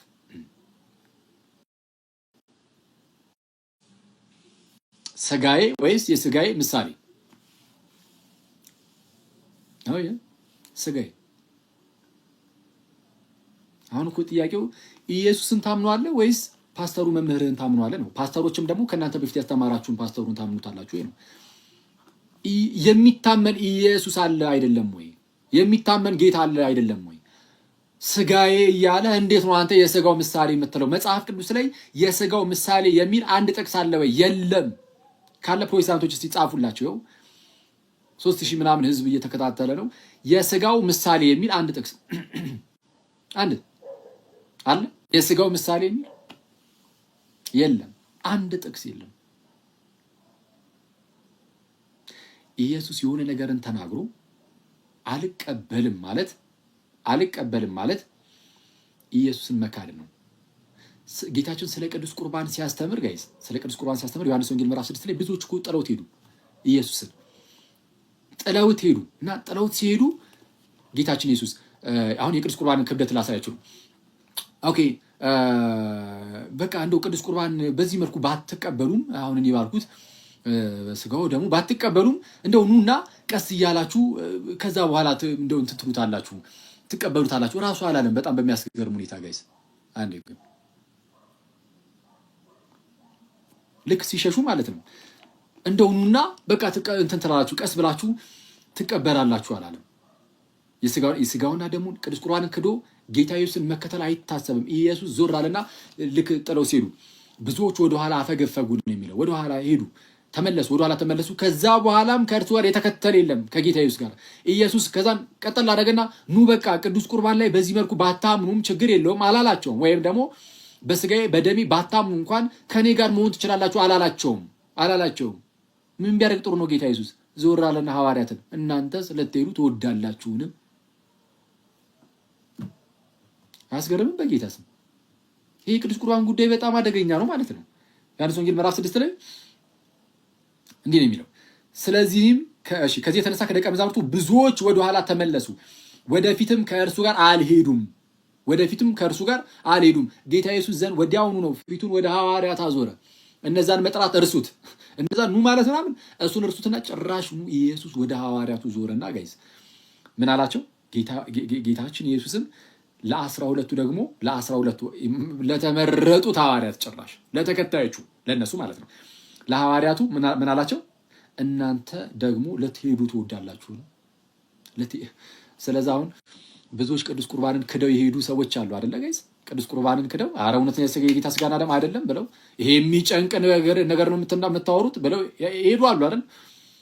ጌታችን ኢየሱስ ባትቀበሉ በተአምር አይላቸውም እነሱን። ይልቁንም ዞር ይልና ወደ እናንተ ወደ እኔ ወደ አክሊል እና እዚህ ጋር ወደምትከታተሉ ወደ እናንተ ክርስቲያን ወንድም እህቶቼ እናንተስ ልትሄዱ ትወዳላችሁ የሚለው እናንተስ ልትሄዱ ትወዳላችሁ ወይ? ሄዱ ነው ባይዘው ወይ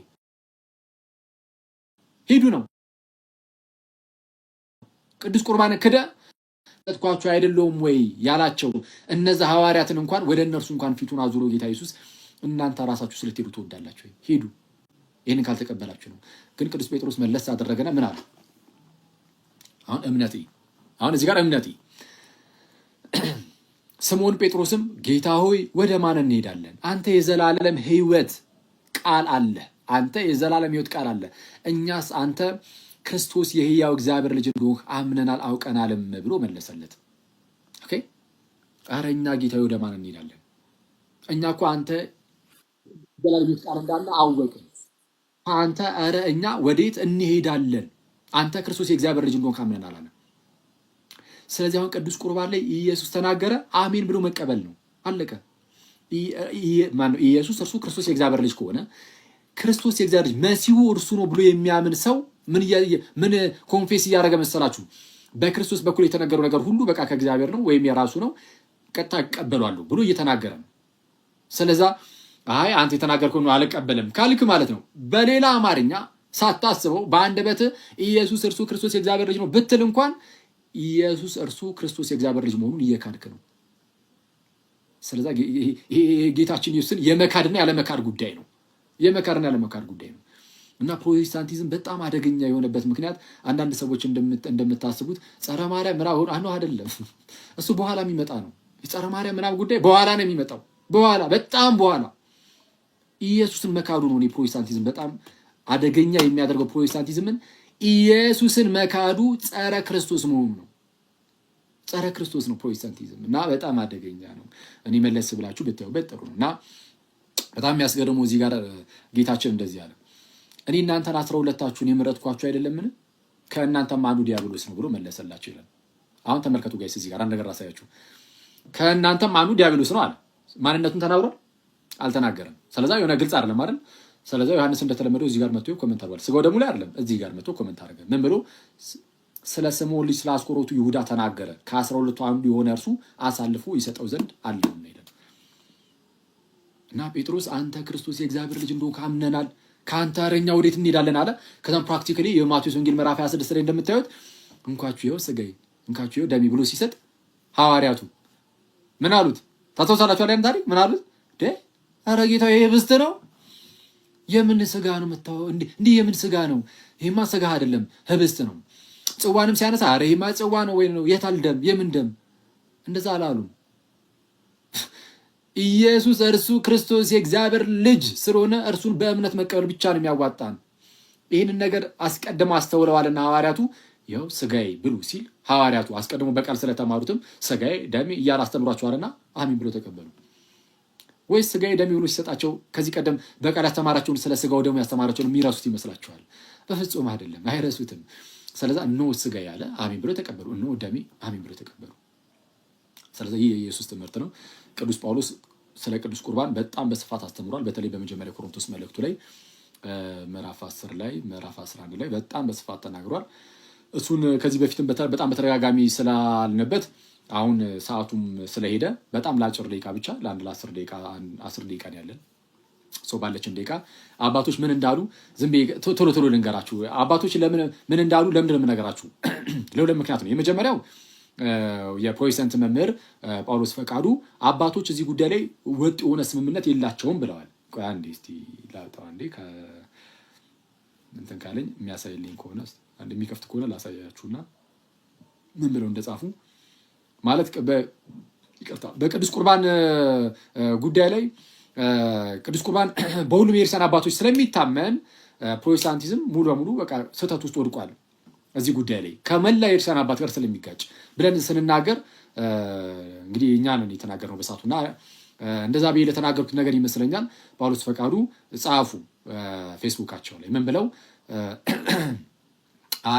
እንደው አባቶች ሁሉ እዚህ ጉዳይ ስለተስማሙ ፕሮቴስታንቶች ምሳሌ ነው እያሉ የሚናገሩት ነገር ስህተት ነው ብሎ እነሱን እንደዚህ መውቀስ ስህተት ነው። ይሄ ኦኬ መጀመሪያ ላይ የጻፉት አጻጻፍ ጥሩ አልነበረም። በኋላ ላይ አሁን ሳየው ፌስቡካቸው ላይ ኤዲት አድርገውታል አጻጻፋቸው ማለት መጀመሪያ ላይ የጻፉበት መንገድ ጥሩ አልነበረም። ምን እያልኩኝ ነው ማለት በአባቶች መካከል ልዩነት አለ ምናምን እዚህ ጉዳይ ላይ ካሉ በኋላ መጨረሻ ላይ ይሄ ፕሮቴስታንቶችን በዚህ መልኩ መውቀስ ቀሽም የሆነ ወቀሳ ነው ብለው ነበር የጻፉት። በዚህ ይሄን አገላለጽ ተጠቅመውት ነበር እና በኋላ ላይ ይሄንን ቃል አውጥተውት በስነ ስርዓት ጽፈውታል፣ ኤዲት አድርገውታል። ቴንክ ዩ ለሱ። ስለዛ እኛም በክብር ነው እናወራው ኦፍ ኮርስ። እና አሁን አባቶች የተባሉት ላይ ግን እሳቸው ያመጧቸውን አባቶችንም አሳያችኋለሁ። እሳቸው ራሳቸው የጻፉትን እያሳያችሁ መልሳለሁ። አባቶች ደግሞ ዛሬ አሁን የአባቶችን ትምህርት ሁሉንም እኔ ከተባለ የሀገር ነው። ስለዛ ቢያንስ ምን እናደርጋለን? እስከ ኒቂያው ጉባኤ ድረስ እስከ አትናቴዎስ ድረስ ያለው በአትናቴዎስ እንዘጋው እና ከዛ በኋላ አስቡት እና ጎርጎርዮስ ዘእንዚናዙ እና ቅዱስ ቄርሎስ ዘኢየሩሳሌም እና ሌሎች እና አውግስትን ምናምን በጣም በርካታ አባቶች በጣም በስፋት አስተምሯል እዚህ ጉዳይ ላይ። የእነሱን ወይም ሌላ ጊዜ ክፍል 2 ብለን እንሄድበት ይሆናል። ለአሁኑ ግን እስከ ቅዱስ አትናቴዎስ ያለውን ብቻ የተወሰነ አሳያችኋለሁ ቶሎ ብዬ።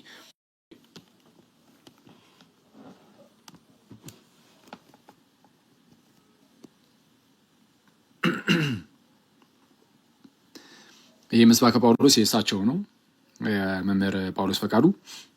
መጀመሪያ ላይ የለጠፉትን ነው አሁንም ማሳያችሁ። የጥንት ቤተ ክርስቲያን ስለ ቅዱስ ቁርባን የነበራት እይታ ምን ይመስል ነበር?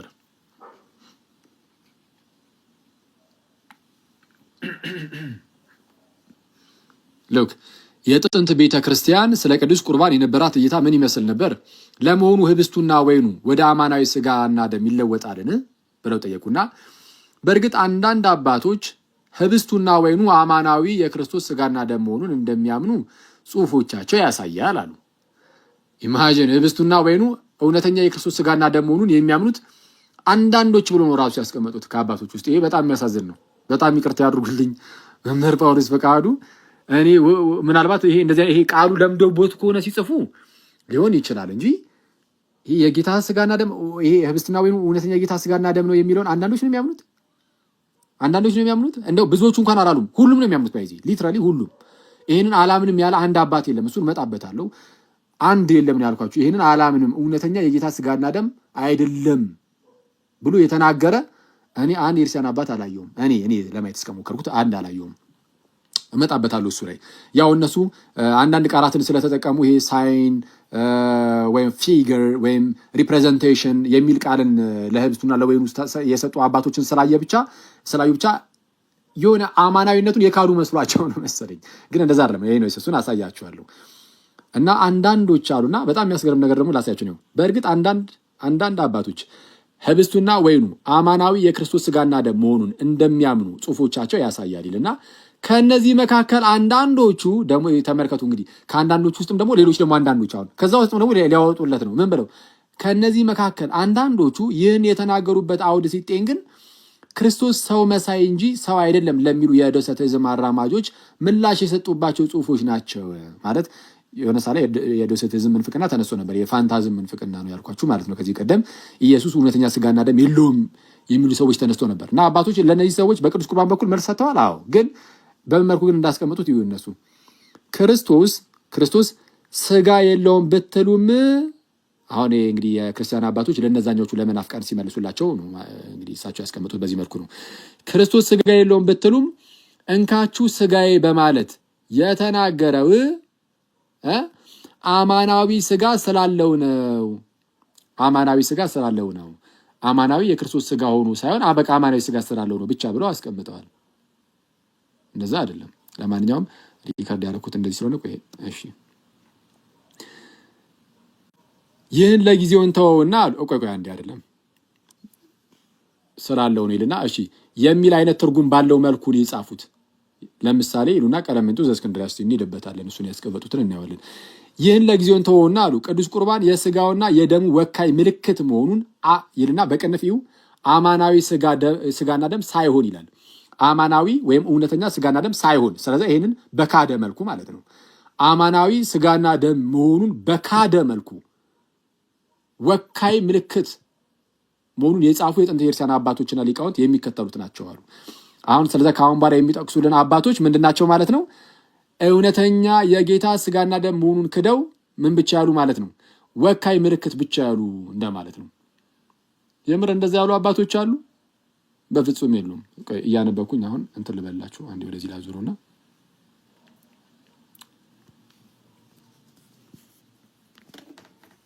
እሺ ኦኬ አንዴ ቆይ እንትን ከማለት በፊት አንዴ በኋላ ላይ እንትን ከማዞረው እዚሁ ጋር አንዴ ጨርሼ ላሳያችሁ የሆነች ነገር።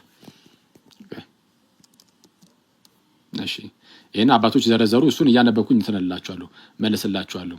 ከዛ መጨረሻ ላይ ምን እንዳስቀመጡ የመጀመሪያው ላይ ከዛ ቀጣዩ ላይ እሺ ይሄውና መጨረሻ ላይ ያለውን ይሁ እናም ወንጌላዊቷ ቤተክርስቲያን ማናት? ወንጌላዊቷ ቤተክርስቲያን ቆይ አንዴ ወንጌላዊቷ ቤተክርስቲያን ቅዱስ ቁርባን አማናዊ የክርስቶስ ስጋና ደም ሳይሆን ወካይ ወይም ተምሳሌት መሆኑን ለማመን በቂ ምክንያት አላት አሉ። ያው አባቶችም እንደዚህ ብሎ አምነዋል በማለት ማለት ነው። አባቶችም በዚህ መልኩ ስላስቀመጡ ነው። አባቶችም አማናዊ አለመሆኑን ስለተናገሩ እንደማለት ነው። አንድ አላመጡም። በዚህ ማስረጃ እያነበብኩኝ ነው የምመልስላችሁ። ብቻ ግን ወንጌላዊቷ ቤተክርስቲያን ቅዱስ ቁርባን አማናዊ የክርስቶስ ስጋና ደም ሳይሆን ወካይ ወይም ተምሳሌት መሆኑን ለማመን በቂ ምክንያት አላት። ስለዚህ ወንጌላውያን ክርስቲያን ሲጀመር ወንጌላዊቷ ክርስቲያን ማን ናት? ሉትራንን ይጨምራል። ለምሳሌ ሉትራኖች አማናዊ የጌታ ስጋና ደም ነው የሚሉት ነው ይላሉ ሉትራኖች።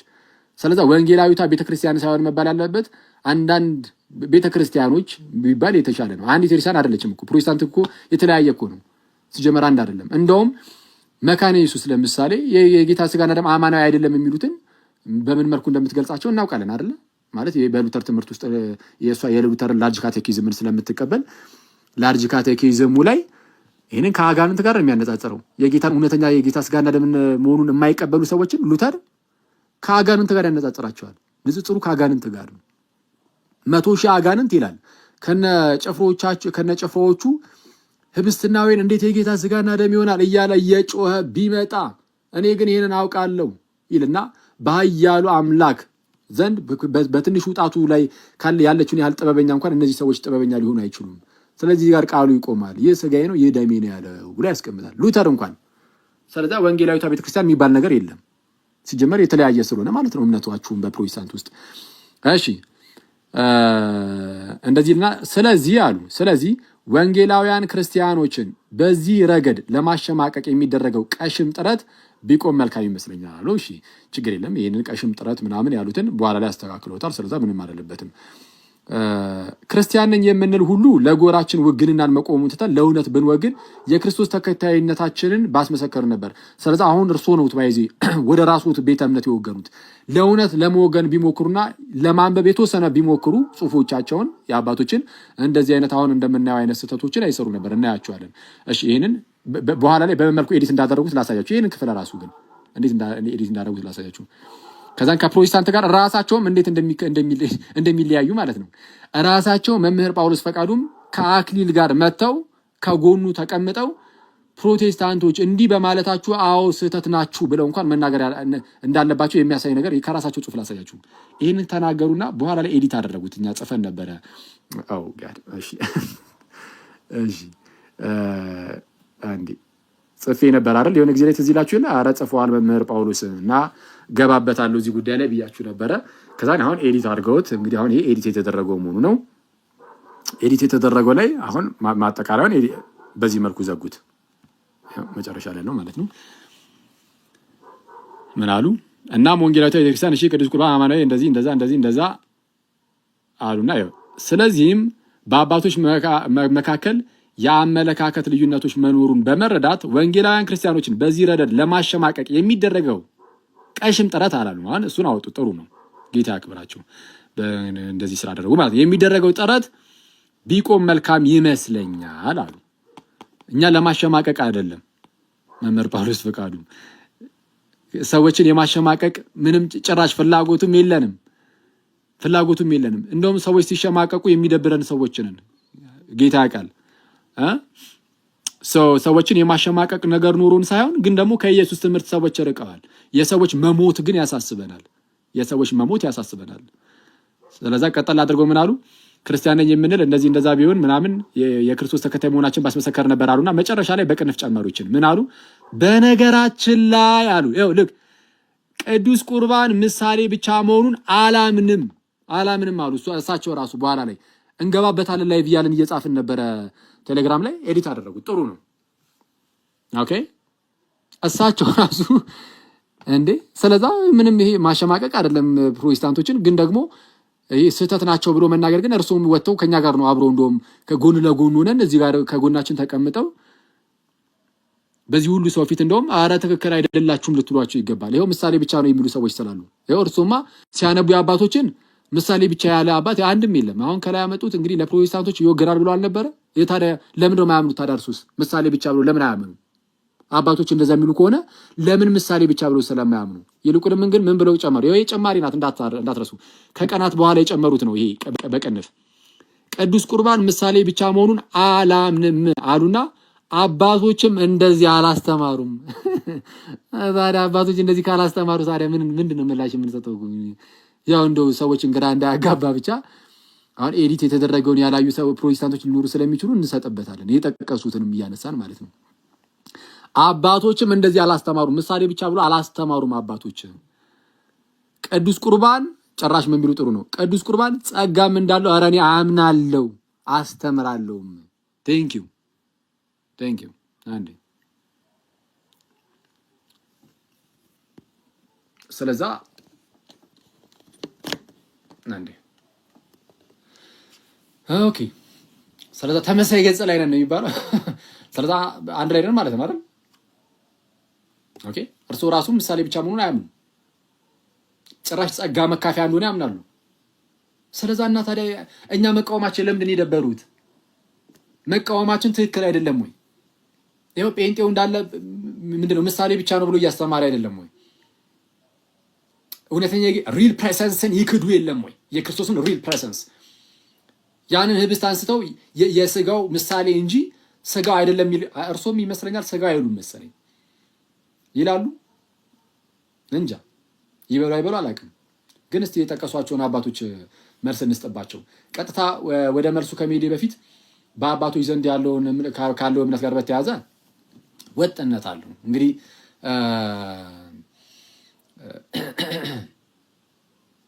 እሺ ከቅዱስ ቁርባን ጋር በተያያዘ በአባቶች ትምህርት ውስጥ ወጥነት አለ። ትምህርት ውስጥ በቃ ያለ ነው። ቅዱስ ቁርባን የጌታ ስጋና ደም አይደለም ብሎ ይካዳ አንድ የለም። እሳቸው ካመጧቸው አባቶች ውስጥም አይ ትክክለኛ የጌታ ስጋና ደም አይደለም ያለ የለም።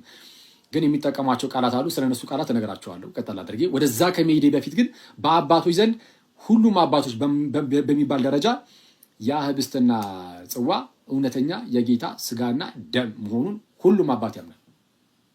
ምክንያቱም ይሄ በጣም ተወሳኝ ነገር ነው።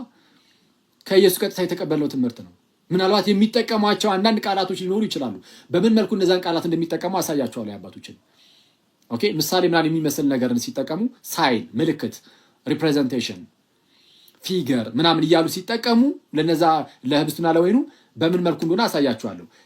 ቀጥታ እሱን ከማሳየቴ በፊት ግን ከዚህ ጋር በተያያዘ ዳርዌል ስቶን የተባሉ አንድ ፕሮቴስታንት ቴዎሎጂያን አሉ። ዳርዌል ስቶን ሆሊ ኮሚኒየን በተሰኘ መጽሐፋቸው 37ኛው ገጽ ላይ እንዲህ ብሎ ይናገራሉ። ከዚህ ከቅዱስ ቁርባን ጋር በተያያዘ ቴዎሎጂያን ናቸው።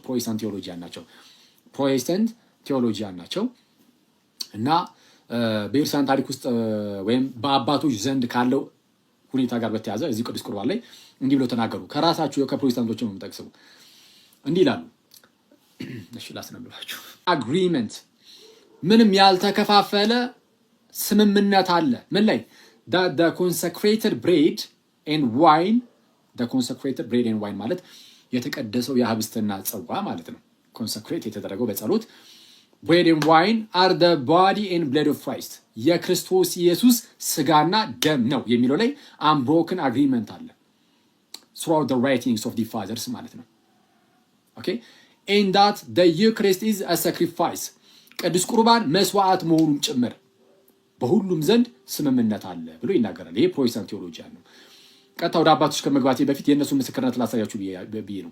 ጄኤንዲ ኬሊ ብዙ ጊዜ የምንጠቅሰው ነው ይሄ። ጄኤንዲ ኬሊ አርሊ ክርስቲያን ሂስቶሪያን እሺ፣ ወይም ፓትሪስቲክ ሂስቶሪያን ነው። የጥንት የክርስቲያን አባቶች የታሪክ ምሁር እንደዛ ነገር ማለት ነው። ጄኤንዲ ኬሊ ፕሮቴስታንት ነው ስቲል ይሄም እና ምን ብሎ ይናገራል? አርሊ ክርስቲያን ዶክትሪንስ የተሰኘ መጽሐፉ ላይ በጣም እውቅ የሆነ መጽሐፍ ነው። ባይዚ ሁለት በጣም የሚገርሙ መጽሐፎች አሉት። ይህ ሰው በፕሮቴስታንት ኢቨን የቴዎሎጂካል ሴሚናሪዎች ሳይቀር ውስጥ ሳይቀር የሚቀመጥ አይነት መጽሐፍ ነው። ለጥንት የክርስቲያን አባቶች ጥናት ማለት ነው። ለጥንት የክርስቲያን አባቶች ጥናት በጣም ትልቅ ቦታ የሚሰጠው መጽሐፍ ነው። ሁለት መጽሐፍት አርሊ ክርስቲያን ዶክትሪንስ እና አርሊ ክርስቲያን ክሪድስ የሚል መጽሐፍ አለው። አንብቡ ፕሮቴስታንቶች ፕሊስ አንብቡ። ለክርስቲያኖችም ቴዎሎጂ ምናምን የምትማሩ ልጆች ካላችሁ ይሄ በጣም ይጠቅማሉ። ሁለቱን መጽሐፍት አንብቡ። አርሊ ክርስቲያን ዶክትሪንስ እና አርሊ ክርስቲያን ክሪድስ የሚል የጄኤንዲ ኬሊ መጽሐፍ። ፕሮቴስታንት ናቸው፣ ግን ፕሮቴስታንት ሆነው የክሪስቲክ ፕሬሰንስ የተሰኘ 5ኛው ክፍል ላይ ምን ብለው ጻፉ? እንዲህ አሉ። የክሪስቲክ ቲቺንግ ይሉና የቅዱስ ቁርባን ትምህርት it should be understood at the outset was in general unquestioningly realist. Therefore, the consecrated bread and wine were taken to be and were treated and designated as the Savior's body and blood. ይሄ ማለት unquestioningly ነው ራሱ የሚለው በማያጠያይቅ ደረጃ በአባቶች ዘንድ in general እውነተኛ የታመነ የራሱ የመድኃኒታችን ስጋና ደም እንደሆነ ይታመናል። ግን እዚሁ ጋር ያስቀምጣል። ጄኤንዲ ኬሊም ማናቸው ዳርዌልስታውንም እንደሚያስቀምጡት ሁለቱም እንደሚያስቀምጡት አንዳንድ ቃላት ግን ሊመጡ ግን ይችላሉ። በአባቶች ዘንድ የሚጠቀማቸው ቃላት ግን ሊኖሩ ይችላሉ። ኦፍ ኮርስ ምን አይነት ቃላትን? ለምሳሌ ሳይን፣ ሲምቦል ወይም ፊገር ወይም ሪፕሬዘንቴሽን የሚሉ ቃላትን ሊጠቀሙ ይችላሉ። ይሄ ምልክት አይነት ነገር ማለት ነው። ለምሳሌ ህብስቱን የጌታ ስጋ ወካይ ወይም ምልክት ተብሎ በዚህ መልኩ አንድ አባት ካስቀመጠ በምን መልኩ ነው ይህንን የምንመለከተው? እዛ አሁን ጳውሎስ ፈቃዱ ያነሷቸውን አባቶች እያነሳው አሳያቸዋለሁ። በምን መልኩ ነው እሱን የምንመለከተው? ህብስቱ ቀጥታ እዛ ጋር ህብስትነቱ ይኸው ይታያል አይደል? እዛው ጋር ፊት ለፊት ላይ ህብስቱ እዛው ጋር ሆኖ ሳይለይ ወይም ደግሞ አሁን ጌታ ስጋዬ እንኩ ሲል እየቆረጠ አይደለም አይደል? ከስጋው ላይ እንዲህ እየቆረጠ ሳይሆን በህብስት ውስጥ ነው ስጋውን የሚሰጠን። በመንፈስ ቅዱስ አሰራር በህብስት ውስጥ ነው ስጋውን የሚሰጠን እንጂ ከራዩ ላይ እየቆረጠ እንዲህ አይደለም የሚሰጠን። በህብስት ውስጥ ግን በመንፈስ ቅዱስ አሰራር ስጋዬን ብሉ አለና በዛ በስጋው ደግሞ እንድንቀደስ አደረገን። እውነተኛ ስጋው አድርጎት ማለት ነው። ስለዛ በህብስት ውስጥ ስለሆነ ህብስቱ ወካይ ምናምን እንደዚህ ሳይን ምልክት ተብሎ ሊጠራ ይችላል። ለምን? ስጋውን የሚሰጠን በዛ ህብስት ውስጥ፣ ደሙን የሚሰጠን በዛ ጽዋ ውስጥ ስለሆነ ከዚህ አንጻር ይህንን ቃል ሊጠቀሙት ይችላሉ እንጂ የጌታ ስጋና ደም መሆኑን ክደው በፍጹም አይደለም። እሱን ወደ ማየት እንግባ። እንግዲህ ከጌታ ስጋና ደም ጋር በተያያዘ ከአባቶች ማስረጃ ለመስጠት ጳውሎስ ፈቃዱ ካነሷቸው አባቶች ቀደም ያሉ አባቶችም ስላስተማሩ ከነሱ ልጀምርና እሳቸው የጠቀሷቸው አባቶች ጋር ስደርስ ደግሞ የእሳቸውን ጥያቄ እያቀረብኩኝ ወይም እያነበብኩላችሁ መልሳለሁ። ከዲዳኬ እንጀምር። ዲዳኬ መጀመሪያው ክፍለ ዘመን ላይ ራሳቸው ሐዋርያት እያሉ የተጻፈ ጽሑፍ ነው።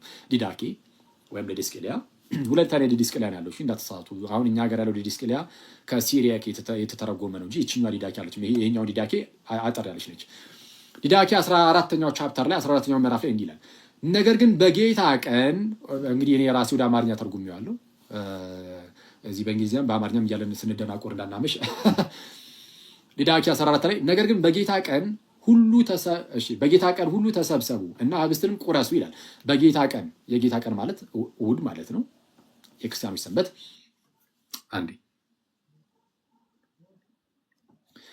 እሺ። ነገር ግን በጌታ ቀን ሁሉ ተሰብሰቡ እና ህብስትንም ቁረሱ፣ አመስግኑ፣ መተላለፋችሁንም ከተናዘዛችሁ በኋላ መስዋዕታችሁም ንጹህ እንዲሆን።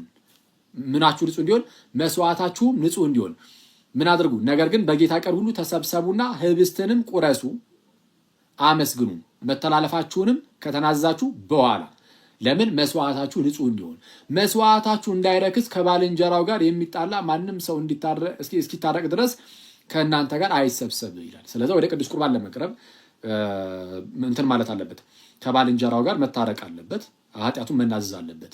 ስለዚህ መስዋዕት ይለዋል። መስዋዕታችሁ ንጹህ እንዲሆን ብሎ መስዋዕት ብሎ ይጠራዋል። ስለዚህ መስዋዕት ነው የጌታ ስጋና ደም። መስዋዕት የተባለው እውነተኛ የጌታ ስጋና ደም ስለሆነ ነው። ምሳሌ ብቻ ቢሆን መስዋዕት ተብሎም አይጠራም። እሺ ቀለሜንጦስ ዘሮም ብለው የጠቀሱት አለ። ግን እሳቸው ቀለሜንጦስ ዘሮም ያሉት ተሳስተው ነው። ቀለሜንጦስ ዘአሌክሳንድሪያ ለማለት ነው የጠቀሱት ከክሊመንት ኦፍ አሌክዛንድሪያ ነው። እሱን ለዛው ላይ ስደርስ አሳያቸዋለሁ። ቀለሜንጦስ ዘሮም የሚባል ግን ክሊመንት ኦፍ ሮም የሚባል ግን የክርስቲያን አባት አለ። ምናልባትም ቅዱስ ጳውሎስ ተናግሮለታል። ቀለሜንጦስ ብሎ ጠርቶታል የተባለው እሱ ነው የሚል እምነት አለ በብዙ ሊቃውንት ዘንድ እና ወደ ቆሮንቶስ ሰዎች መልእክትን ጽፏል ክሊመንት፣ ይህ ቀለሜንጦስ ማለት ነው። እና ወደ ቆሮንቶስ ሰዎች መልእክት ልኮ 44ኛው ቻፕተር ላይ ስለ ካህናት ነው የሚናገረው። ይህ ምዕራፍ ስለ ካህናት ሲናገር ምን ይላል? 44ኛው ላይ እንዳልኳችሁ ያለ ነቀፋና ቅድስና መስዋዕቱን ያቀረቡትን ያለ ነቀፋና በቅድስና ሆኖ ማለት ነው። ያለ ነቀፋ አንዳንዶች ማለት በሰዓቱ ኖርማል ጳጳሳትን ቀሳውስት ምናምን እንትን የሚሉ ሰዎች አሉ፣ የሚያሳድዱ ሰዎች ነበሩ። እና ይህ ነገር ትክክል እንዳልሆነ እየተናገረ ነው። ያለ ነቀፋና በቅድስና መስዋዕቱን ያቀረቡትን ከኤጲስቆጶሳት ብናወጣ ኃጢአታችን ትንሽ አይሆንም ይላል። ያለ ነቀፋና ቅድስና መስዋዕትን ያቀረቡትን ይላል። መስዋዕትን ያቀረቡትን ምንን? ኤጲስቆጶሳትን ብናወጣ ብናባረር ኃጢአታችን ትንሽ አይደለም። ኦኬ ኃጢአታችን ትንሽ አይሆንም። በጣም ከባድ ኃጢአት ነው። ምንን ያቀረቡትን? መስዋዕቱን። የመስዋዕት ቅዱስ ቁርባን አይደለም? አይ ጸሎት ነው ከተባለ ታዲያ ምን ለኤጲስቆጶሳት ብቻ ተለይቶ ለምን ተሰጠ ያስብላል። መስዋዕት የተባለው ቅዱስ ቁርባን ነው። ያለ ነቀፋ በቅድስና ሆኖ መስዋዕቱን ያቀረቡት ኦኬ መስዋዕት ተብሎ ይጠራ ነበር። ዲዳኬ ላሳያችሁ ክሌመንት ኦፍ ሮም ይህን ተናገረ። አግናጢዎስ በጣም በተደጋጋሚ ነው የሚናገረው ይህንን ስለ ቅዱስ ቁርባን። አግናጢዎስ ደግሞ የዮሐንስ ተማሪ ነው። የቅዱስ ዮሐንስ ወንጌላዊ ተማሪ ነው። ወደ ሰሜርኔስ በላከው መልእክቱ 7ኛው ቻፕተር ላይ እዛ ቪዲዮ ላይ ያልኳችሁ ላይ እሱን ላንብብላችሁ። መናፍቃን ከቅዱስ ቁርባንና ከጸሎት ይርቃሉ ይላል። ይህን የሚያደርጉበት ምክንያትም ይላል ማለት መናፍቃን ያላቸው ዶሴቲክ መናፍቃን ነው። ዶሴቲዝም ቅድም እንዳልኳችሁ ኢየሱስ ስጋን ይዞ እንደው መስሎ ታየ እንጂ ስጋ ያለው መስሎ ታየ እንጂ የምርም እንደኛ አይነት ስጋ የለውም። ስለዛ እውነተኛ ረሃብ አልተሰማውም፣ እውነተኛ መጠማት አልሰማውም፣ እውነተኛ ድካም አልተሰማውም እያሉ ያስተምሩ ነበር። እነዚህ ዶሴቲክ መናፍቃን ማለት ነው። እና በዚህ ምክንያት እውነተኛ ስጋና ደም የለውም ስለሚሉ እውነተኛ ስጋና ደም የለውም፣ እውነተኛ ስጋ የለውም እና ቅዱስ ቁርባንም እውነተኛ የጌታ ስጋ ሊሆን አይችልም ብለው ደምድመዋል። ኦኬ ቢያንስ አሁን የዶሴቲክ መናፍቃን በሰዓቱ የነበሩት የጌታ ስጋና ደምን የካዱት እነሱ ሲጀመር የኢየሱስ ስጋና ደም ሪል አይደለም እውነተኛ ስጋና ደም የለውም ስለሚሉ ነው። አሁን አንተ ፕሮቴስታንቱ ወንድሜ ምን ውስጥ ገብተህ ነው የኢየሱስ ስጋና ደም እውነተኛ ነው እያልክ ቅዱስ ቁርባንን የምትክደው? ኧረ አንተ ምን ነክቶ ነው? ምን ነክቶ ነው? እሺ እንዲህ ይላል ቅዱስ አግናጢዎስ እንዲህ ይላል ከቅዱስ ቁርባንና ከጸሎት ይርቃሉ። ለምን? ይህን የሚያደርጉበት ምክንያትም በሚስጥረ ቁርባን የሚቀርበው ህብስት ስለ እኛ በሚስጥረ ቁርባን የሚቀርበው ያ ህብስቱ ማለት ነው። ያ ህብስቱ ስለ እኛ ኃጢአት መከራ የተቀበለውና አባቱም ከሞት ያስነሳው የመድኃኒታችን የኢየሱስ ክርስቶስ ስጋ መሆኑን ስለማያምኑ ነው። ወደዛ ወደ ቅዱስ ቁርባን የማይቀርቡት አይቀርቡም፣ ሄደው አይካፈሉም። ለምን? የጌታ የኢየሱስ ስጋ መሆኑን አያምኑ፣ ስለማያምኑ ማለት ነው። ስለዚህ በዚህ የእግዚአብሔር ስጦታ ላይ ወይም በቅዱስ ቁርባን ላይ የማይገባ ነገር የሚናገሩ ሰዎች እነርሱ በክርክራቸው መካከል ሞትን በራሳቸው ላይ ያመጣሉ። ነገር ግን በአክብሮት ቢመለከቱትና ቢያምኑበት ይሻላቸው ነበረ ቅዱስ ቁርባን። ስለዚህ እንደዚህ ካሉት ሰዎች ትርቁ ዘንድ የተገባ ነው ወዳጆች ይላል።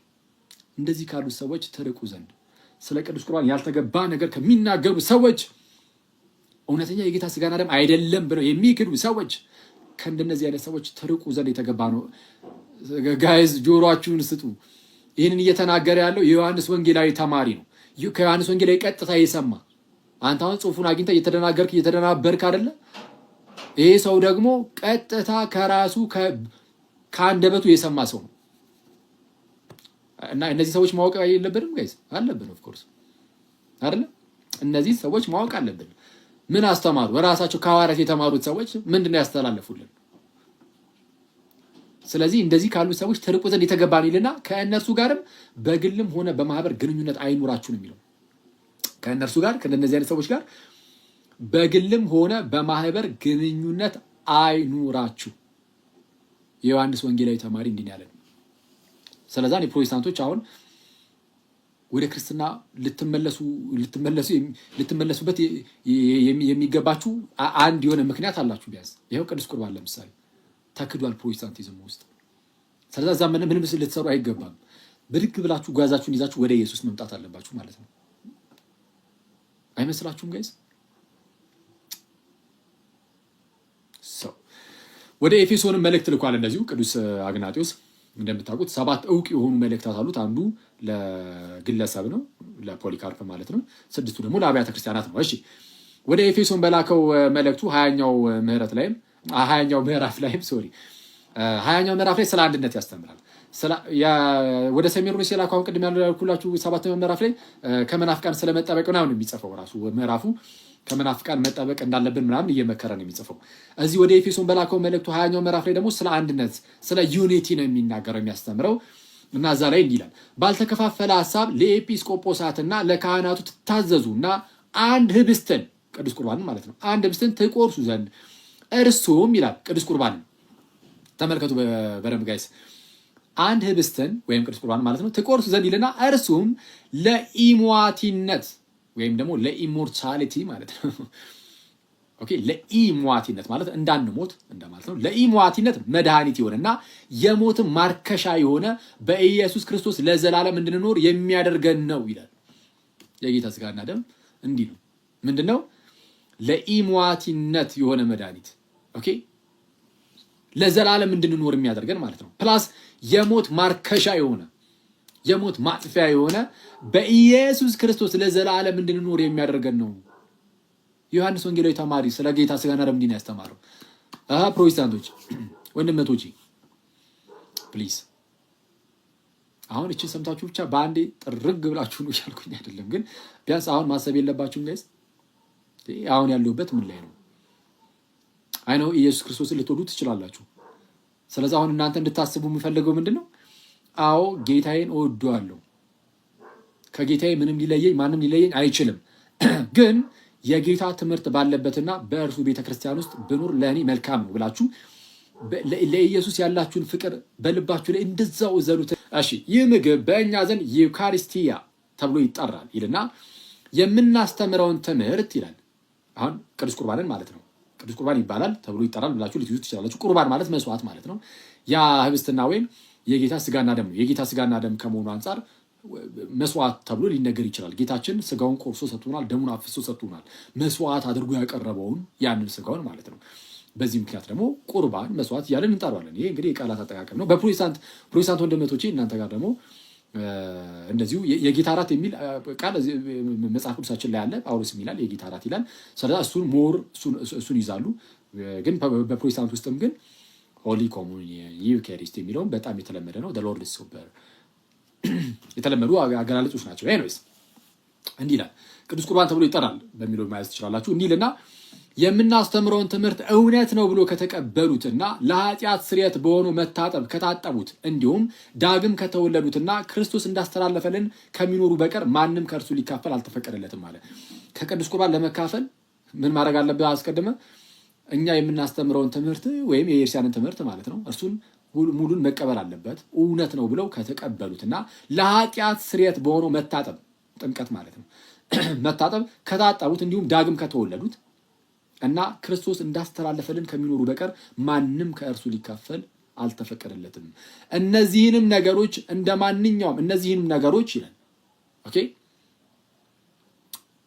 ማለትም ቅዱስ ቁርባን ህብስትና ወይኑ ማለት ነው። እነዚህም ነገሮች እንደ ማንኛውም የሆኑ መብልና መጠጥ የተቀበልናቸው አይደሉም።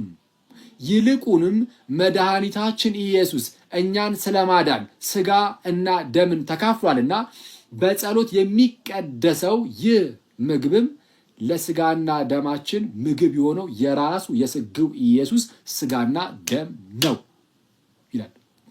በስመ አብ! እንዲህ ቃል በቃል በግልጽ እየተነገረ በአባቶች ዘንድ መከፋፈል አለ። አንዳንዶች የጌታ ስጋና ደም እንደሆነ ያምናሉ፣ አንዳንዶች አይደሉም። ሁሉም ያምናሉ። ሁሉም እኔ እስካየሁት የራሳቸው የፕሮቴስታንት ቴዎሎጂያንም እንዳስቀመጡት አንብሮክን የሆነ አግሪመንት ነው ያለው ነው ያሉት። ኦኬ throughout the writings of the church fathers there is unbroken agreements ነው ያለው። ያልተለያየ ስምምነት አለ እዚህ ቅዱስ ቁርባን ላይ ነው ያሉት የፕሮቴስታንት ቴዎሎጂያን ሳይቀሩ። እነ ጄንዲ ኬሊ የሚያስቀምጡት ይሄንን ነው። ኦኬ unquestioningly ነው ያለው። ኢን ጀነራል በጣም የታመነበት ነው። እና መተናውን አንዳንድ አባቶች አዎ ያምናሉ አይደለም፣ ሁሉም ያምናሉ።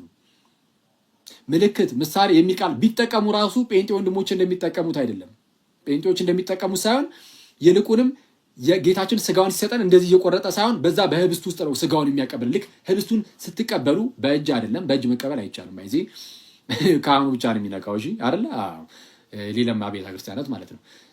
ያንን ህብስት ስትቀበሉ በዛ ህብስት ውስጥ ኢየሱስ ስጋውን ነው የሚሰጣችሁ። ስለዛ ያ ስጋው ነው ብለን የምንጠራው ለዛ ነው። ህብስቱ የጌታ ስጋ ነው። የጌታ ስጋ ያደርገዋል። በህብስቱ በኩል ነው የጌታ ስጋ ነው። ህብስቱ ነው የጌታ ስጋ ነው። በዛ ምክንያት ምሳሌ፣ ምልክት፣ ሳይን፣ ፊገር ተብሎ ሊጠራ ይችላል። ለማንኛውም ሰማዕቱ ዩስቲንን እንደዚህ ተመለከተን እንቀጥል። አሁን ደግሞ ከሱ ቀጥሎ ደግሞ የተነሳባት ቅዱስ ቅዱስ ኢራኔስ አጌንስት ሄሬሲ የተሰኘ በጣም እውቅ የሆነ መጽሐፍ አለው። ለኖስቲክ መናፍቃን ነው በጣም ቅዱስ ታውቁታላችኋል። ቅዱስ ኢራኔስ በስፋት ለኖስቲክ መናፍቃን ነው መልስን የሚሰጠው እና አጌንስት ሄሬሲስ በተሰኘ መጽሐፉ ላይ በእንተ መናፍቃን ይሄኛውን ማነው ዲያቆን ያረጋል አበጋዝ በመርሎተ ጽድቅ መጽሐፉ ላይ ወደ አማርኛ በመለሰው መልኩ ነው ያመጣውላችሁ። እሺ ዲያቆን ያረጋል እንግሊዝኛው ላይ አለ ኦፍ ኮርስ፣ ግን እሱ ወደ አማርኛ በተረጎመ መልኩ ይሄን ጠቅሶት ስለነበረ ይሄን ቀጥታ የእሱን አማርኛ ወሰድኩኝ ማለት ነው። እሱ የተረጎመበትን ያረጋል የተረጎመበትን እንዲህ ይላል። በእንተ መናፍቃን አራተኛው መጽሐፍ ላይ ቡክ 4 ቻፕተር 18 5ኛው ሴክሽን ላይ እንዲህ ይላል። መናፍቃን የጌታችንን የከበረ ስጋውንና ደሙን የበላውና የጠጣው የእኛ ሰውነት ወደ መፍረስና መበስበስ ይሄዳል፣ ሕይወትንም ገንዘብ አያደርግም ለማለት እንዴት ይችላሉ ይላል። አይቷል። መናፍቃን የጌታችንን የከበረ ያንን ስጋና ደሙን የተቀበለው የእኛ ሰውነት ወደ መፍረስ ወደ መበስበስ ይሄዳል ብለው ለመናገር እንዴት ይችላሉ? ስለዚህ ወይ አስተምህሯቸውን ያስተካክሉ ወይም ይለውጡ፣ ማለትም ቅዱስ ቁርባን ላይ ያለው ማለት ነው። ይህንን አስተምህሯቸውን ያስተካክሉ፣ አሊያም ደግሞ ላያምኑበት ይህን ሚስጥር ወይም ሚስጥራዊ ቁርባንን እንፈጽማለን እያሉ ከማስመሰል ያቁሙ። ይሄ በጣም ጥሩ የሆነ ቦልድ የሆነ ንግግር ነው። ምን አይነት ንግግር ነው? ተመልከቱ ጋይስ። በሳቱ ኖስቲክ መናፍቃን ይሄ ስጋን ይቃወሙ የነበሩ ናቸው። ስጋን የሚኮንኑ ናቸው ኖስቲኮች። እና ይሄ ስጋ ምንም በስብሶ የሚቀር ብቻ ነው፣ በቃ አይነሳም ይላሉ። ስጋን ሁሌም የሚያወግዙ ናቸው።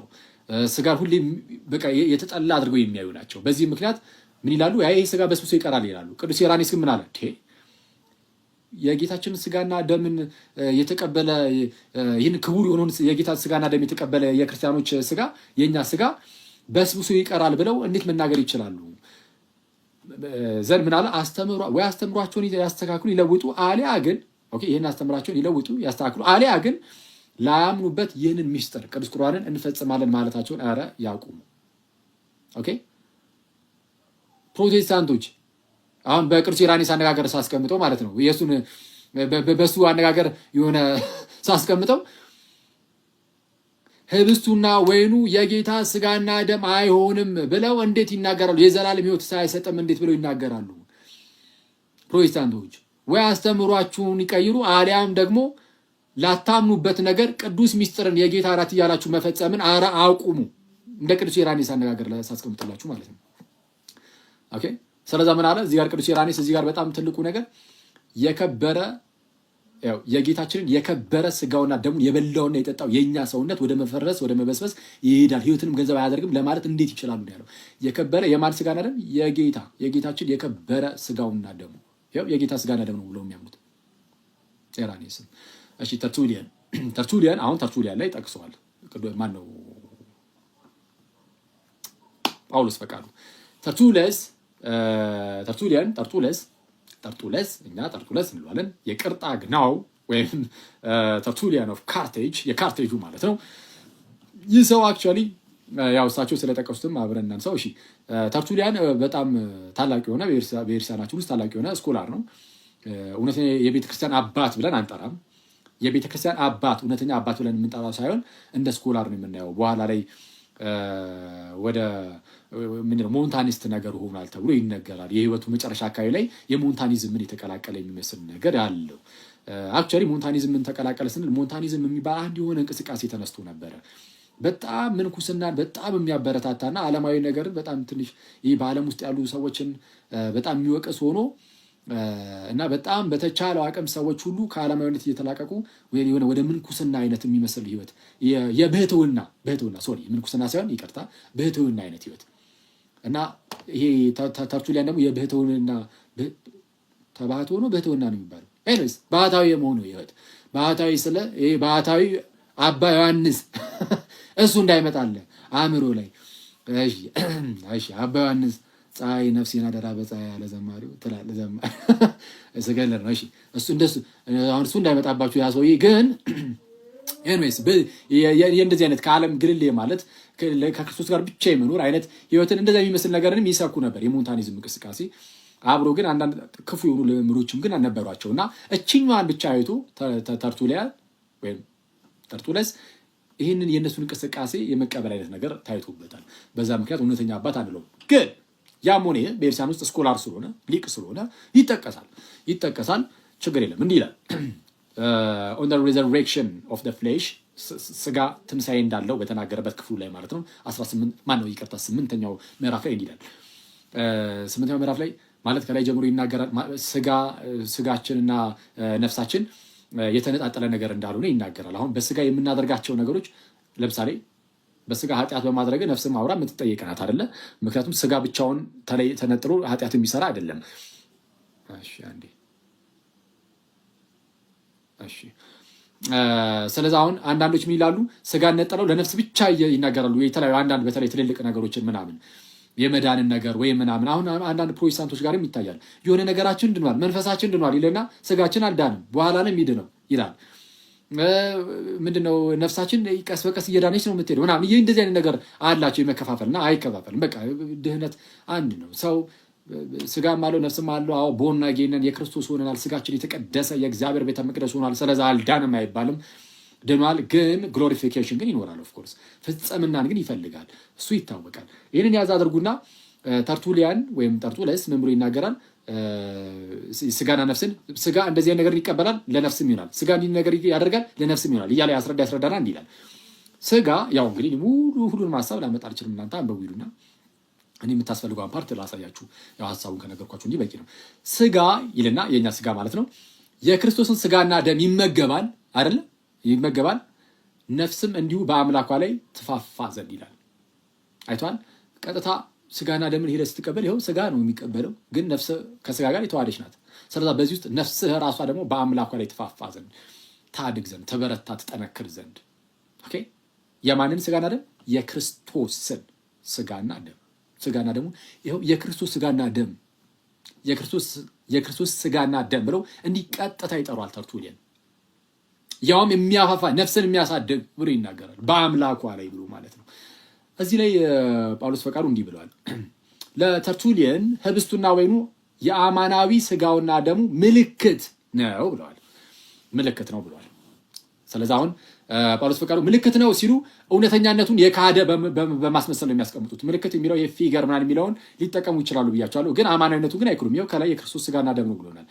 እሺ ያስቀመጡትን ግን ላንብብላችሁ። እንዲህ ይላል ተርቱሊያን አግኒስ ማርሲዮን ላይ ለመርቂያን በጻፈለት ጽሁፉ ላይ መሆኑ ነው። እሱ ላይ ያለውን የጠቀሱት እንዲህ ይላል። having taken the bread and given it to his disciples ህብስትን አንስቶ ለደቀ መዛሙርቱ ሲሰጥ Jesus made it his own body by saying this is my body። ያው አሁን እሳቸው የጠቀሱት ራሱ ምንድን ነው የሚለው? ጌታ ኢየሱስ ህብስትን አንስቶ ለደቀ መዛሙርቱ ሲሰጥ Jesus made it his own body። ያንን ህብስት ምን አደረገው ይላል? ምን አደረገው ይላል? he made it his own body። የራሱ ስጋ አደረገው። ራሱ አይደለም የሚለው ማለት his body ብቻ ሳይሆን የሚለው የራሱ ስጋ አደረገው ብቻ አይደለም የሚለው የራሱ ስጋ አደረገው ነው የሚለው። ግን የራሱ ብቻ አይደለም የራሱ የገዛ የራሱ ነው የሚለው። የገዛ የሚለው own የሚለው ቃል በጣም ፓወርፉል ያደርገዋል ቃሉን ራሱ። ልክ ጌታችን የእግዚአብሔር የገዛ ልጁ ሲባልና ልጁ ሲባል የገዛ የሚለው በጣም ያጠነክረዋል። እና እዚህ ጋርም ተርቱሊያን ምን ብሎ ነው ያስቀምጠው? having taken the bread and given it to his disciples Jesus made it his own body። የራሱ ስጋ አደረገው። ምን በማለት by saying this is my body የስጋዬ ነው። ያው ራሳቸው መመሪያ ያመጡት ራሱ። አሁን እሳቸው ግራ ያጋባቸው ቀጣዩ የተናገሩ ቃል ነው። እንዲህ ይላል that is the symbol of my body that is the figure ነው የሚለው actually ሲምቦል ብሎ ነው እሳቸው እዚህ ጋር የጻፉት። ግን ከፊሊፕ ሻፍ ላይ ያስቀመጡት እንደማየው ከሆነ ፊሊፕ ሻፍ ኤዲሽን ላይ that is the figure of my body there could not have been a symbol however unless there was first a true body ብሎ ይናገራል። so ፊገር ብሎ ያስቀምጣል። ምልክት አይነት ነገር ብሎ ያስቀምጣል። ለምን ምልክት ተብሎ ተቀመጠ? ህብስቱ እንዴት ምልክት ተብሎ ይቀመጣል ከተባለ በአጭሩ ጌታችን ኢየሱስ ስጋውን ሲሰጥ እየቆረጠ ሳይሆን ረጀን እንዳቆርጠው እየቆረጠ እንዲህ ሳይሆን በምን መልኩ ነው? በህብስት ውስጥ ነው። ህብስቱን ስጋው አድርጎ ነው የሚሰጠህ እንጂ እንዲህ ዝም ብሎ እየቆረጠ የቦጫጨክ እንትን እንድትል አይደለም። በህብስት ውስጥ ግን በመንፈስ ቅዱስ አሰራር ኢየሱስ ስጋዬ ነው ብሎ ይሰጥሃል። በዛ ምክንያት ህብስቱ ፊገር እየተባለ ሊጠራ ይችላል በአባቶች ዘንድ። እነዚህ አባባሎች ናቸው፣ የቃላት አጠቃቀም ናቸው እንጂ ራሳቸው መምህር ጳውሎስ ያመጡት ቃል ላይ ምን የሚል ቃል አለ? ምን አለ? ጂሰስ ሜድ ኢት ሂዝ ኦውን ባዲ፣ የራሱ የገዛ ስጋው አደረገው ነው የሚለው ራሱ። ሂ ሜድ ኢት ሂዝ ኦውን ባዲ ኦኬ ባይ ሴይንግ ዋት ዲስ ኢዝ ማይ ባዲ፣ ይህ ስጋዬ ነው በማለት ይህ ስጋዬ ነው። እሺ ከላይም እንዳሳዩአችሁ የክርስቶስ ስጋ እና ደምን ስጋ ይመገባል፣ ነፍስም ደግሞ በዚህ ውስጥ በአምላኳ ላይ ትፋፋለች ብሎ እንደተናገረ። ወደ ቀጣይ አባት ቀለሜንጦስ ዘእስክንድርያ ክሊመንስ ኦፍ አሌክዛንድሪያ ኢንስትራክተር መጽሐፉ አንደኛ መጽሐፍ ላይ ቡክ 1 ቻፕተር 6 ስድስተኛው ምዕራፍ ላይ እንዲላል ቀለሜንጦስ የእስክንድርያው ማለት ነው። ስጋዬን ብሉ አለ ኢየሱስ ይልና ደሜንም ጠጡ። ስጋዬን ብሉ አለ ኢየሱስ ደሜንም ጠጡ። ጌታ በእነዚህ ወሳኝ ንጥረ ነገሮች ይመግበናል። ስጋውን ሰጠ፣ ደሙን አፈሰሰ። እንግዲህ ለልጆቹ እድገት ምንም የሚጎድል ነገር የለም። አይተዋል። ስጋዬን ብሉ አለ ኢየሱስ ደሜንም ጠጡ አለና ጌታ በእነዚህ ወሳኝ ንጥረ ነገሮች ይመግበናል አለና ስጋውን ሰጠ። ምኑን? ስጋውን ሰጠ፣ ደሙን አፈሰሰ። እንግዲህ ለልጆቹ እድገት ምንም የሚጎድል ነገር የለም። ለልጆቹ ይላል ባይዜ የክርስቶስ ልጆች ማለት ነው። ከዚህ ቀደም እንደውም ጳውሎስ ፈቃዱ እግረ መንገድ ይህን ባይሆን ላስታውሱት የክርስቶስ ልጅ አንባልም ብለው ነበር አይደለ? የክርስቶስ ልጆች አንባልም ብለው ነበር። የክርስቶስ ልጆች እንባላለን። በአባቶች ዘንድም አላገኘውም ብለዋል። የተወሰነ ፈልጌያለሁ አላጠቻለሁ ብለዋል። ይኸው ሰጠሁት። ቀለሜንጦስ ዘእስክንድርያ ክሊመንስ ኦፍ አሌክዛንድሪያ ኢንስትራክተር መጽሐፉ ላይ ቡክ 1 ቻፕተር 6 ላይ ስጋዬን ብሉ አለ ኢየሱስ ደሜንም ጠጡ። ኦኬ ጌታ በእነዚህ ወሳኝ ንጥረ ነገሮች ይመግበናል አለና ስጋውን ሰጠ፣ ደሙንም አፈሰሰ። እንግዲህ ለልጆቹ እድገት ምንም የሚጎድል ነገር የለም። አይተዋል። አንድ ህፃን ልጅ ይወለዳል። ከተወለደ በኋላ በምግብ ነው የምታሳድገው አይደለ? እየፋፋ እያደገ ይሄዳል። አሁን ለልጆቹ እድገት የሚጎድል ምንም ነገር የለም። ለምን? ስጋውን ሰጠ፣ ደሙን ሰጠ። በዛ ውስጥ ነው እያደግን የምንሄደው ነው። እሺ ቀለሜንጦስ ዘእስክንድርያ ላይ ግን አሁንም እሳቸው እንግዲህ ጥያቄ አላቸው፣ ወይም ደግሞ አማናዊ አይደለም ለማለት ጠቅሰውታል። ቀለሜንጦስ አማናዊ አይደለም አላለም። አሁንም ያንን ቃል ገና ለገና ስለተጠቀመ ብቻ ነው ወይ ሲምቦል ምናምን የሚለውን ቃል ማለት ነው። እሺ እንዲህ አሉ። አሁንም መምህር ጳውሎስ ለቀለሜንጦስ ዘሮም ወይኑ የክርስቶስ ቅዱስ ደም ወካይ ምልክት ነው ብሎ አስቀመጡ። ለቀለሜንጦስ ዘሮም ያሉት ተሳስተው ነው። ቅድም እንዳልኳችሁ ክሊመንስ ኦፍ አሌክዛንድሪያ በዛው ላይ ሲጠቅሱ ኢንስትራክተር መጽሐፍ ነው ራሱ ይጠቅሱ እሳቸው። አሁን ቅድም የጠቀስኩላችሁን ኢንስትራክተር መጽሐፍ ግን ሁለተኛውን ቦክስ ላይ ነው የጠቀሱት። ቦክስ ላይ ሁለተኛው ቻፕተር ላይ ጠቀሱ። ምን የሚል the scripture accordingly has named wine the symbol of the sacred blood የተቀደሰውን የክርስቶስ ኢየሱስን ደም ወካይ ምሳሌ ብሎ ዋይንን አምጥቶታል አለ። ለምን? ክርስቶስ ደሙን የሰጠን በምን ውስጥ ስለሆነ፣ በውሃ ብቻ አይደለም፣ በወተት በፍጹም በወይን። ዋይኑ ከውሃ ጋር ሊቀላቀል ይችላል፣ ትክክል ይቀላቀላል። ግን በዋይን በኩል ክርስቶስ እነሆ ደሜ ብሎ ሰጥቷልና በዚህ ምክንያት ይህንን ቃል ሊጠቀሙ ይችላሉ። ከዛ ውጭ ግን ከላይ እንዳሳያችሁ እዚሁ ኢንስትራክተር መጽሐፉ አንደኛው መጽሐፍ ላይ ስጋዬን ብሉ አለ ኢየሱስ ደሜንም ጠጡ አለና ጌታ በእነዚህ ወሳኝ ንጥረ ነገሮች ይመግበናል። ስጋውን ሰጠ፣ ደሙንም አፈሰሰ። እንግዲህ ለልጆቹ እድገት የሚጎድል ምንም ነገር የለም ይላል። ኦኬ ይህን ብቻ ግን አይደለም የምሰጣችሁ ለቀለሜንጦስ። እዛው መምህር ጳውሎስ የጠቀሱት እዛው ቻፕተር ላይ እንዲህ የሚል ነበረ። ከፍ ቢሉ ይህን ያዩት ነበረ። መምህር እንዲህ ይላል የኢየሱስን ደም እዛው እሳቸው የጠቀሱት ኢንስትራክተር መጽሐፍ ቡክ 2 ሁለተኛው መጽሐፍ ምዕራፍ 2 ላይ እሳቸው የጠቀሱት ላይ ማለት ነው። የኢየሱስን ደም መጠጣት በጌታ ኢሟቲነት መካፈል ነው ይላል። በጌታ ኢሟቲነት የጌታን ዘላለማዊነት እሱን መካፈል ነው። ምን ማድረግ ይላል? የጌታን ደም መጠጣት። አይተዋል? የጌታ ደም ብሎ ነው የሚጠራው። ስለዚህ የጌታ ስጋና ደምነቱን በፍጹም ክደው አይደለም። ቅዱስ ቁርባን የከበረ ጸጋ፣ በእምነትም የተካፈሉት በስጋም በነፍስም ተቀደሱ ይላል። እዛው እርሱ የጠቀሱት ምዕራፍ ላይ እዛው ጋር አይዊሽ ቢያዩት አይጽፉትም ነበር ቢያንስ ብዬ አስባለሁ።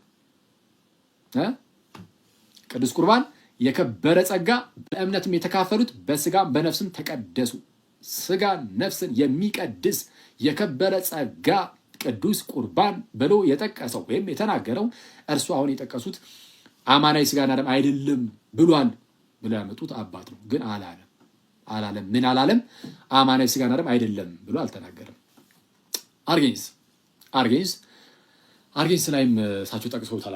አርጌንስም እሺ ከሊቅ ነው የምድቡ አክቹዋሊ። እሺ አርጌንስ ለአርጌንስ ህብስቱ የክርስቶስ ስጋ ወካይ ምልክት ነው ብለው አስቀምጠዋል። አጌንስ ሴልሰስ መጽሐፍ እንደጠቀሱት አጌንስ ሴልሰስ እሺ 8ኛው መጽሐፍ 57ኛው ምዕራፍ ላይ እንዲህ ይላል we have a symbol of gratitude to God in the bread which we call the Eucharist። አሁን ይሄ ደግሞ እስቲ የራሳችሁ እንግሊዝኛ የምትሰሙ ሰዎች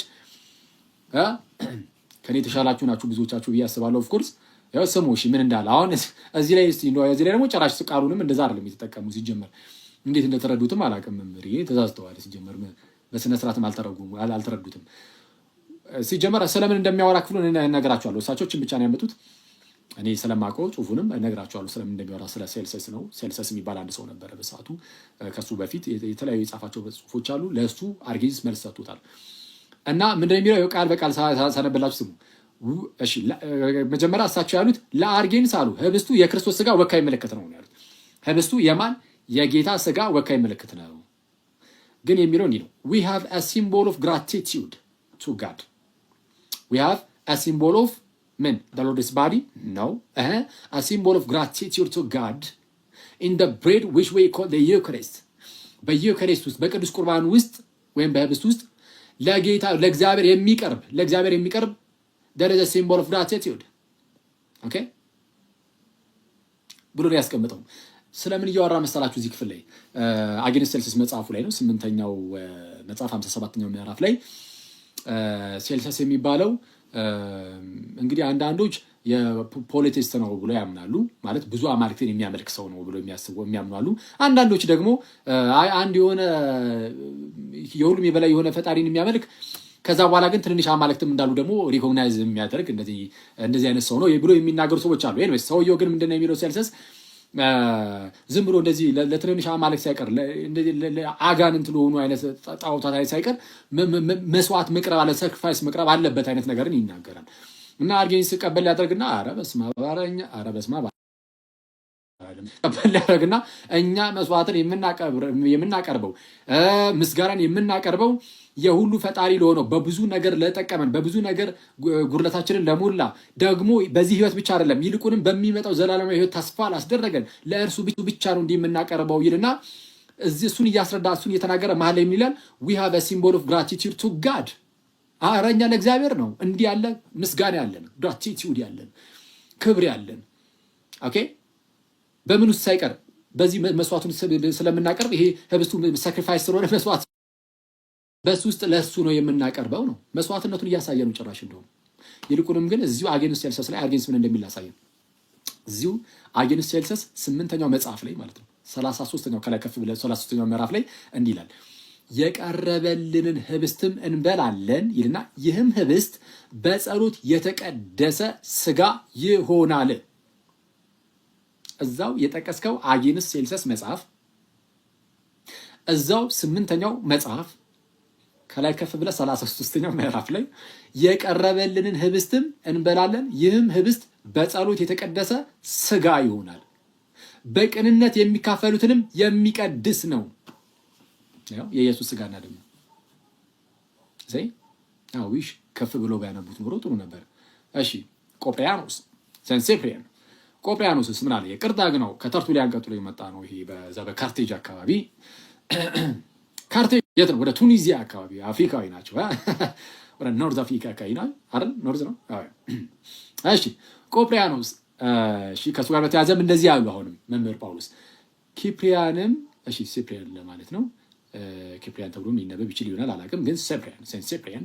እሺ ኪፕሪያንም ቢሆን ወይም በአማርኛው ቆጵሪያኖስ ቢሆን በወይን ምትክ ውሃ ለቅዱስ ቁርባን የሚያቀርቡትን ሲቃወም ውሃ የክርስቶስን ደም ሊወክል አይችልም ይላል። ስለዚህ ወይኑ የክርስቶስ ደምን የሚወክል ወይም ሪፕሬዘንቴሽን ነው። እሺ ይሄ በቃ ምንም መልስ አያስፈልገውም።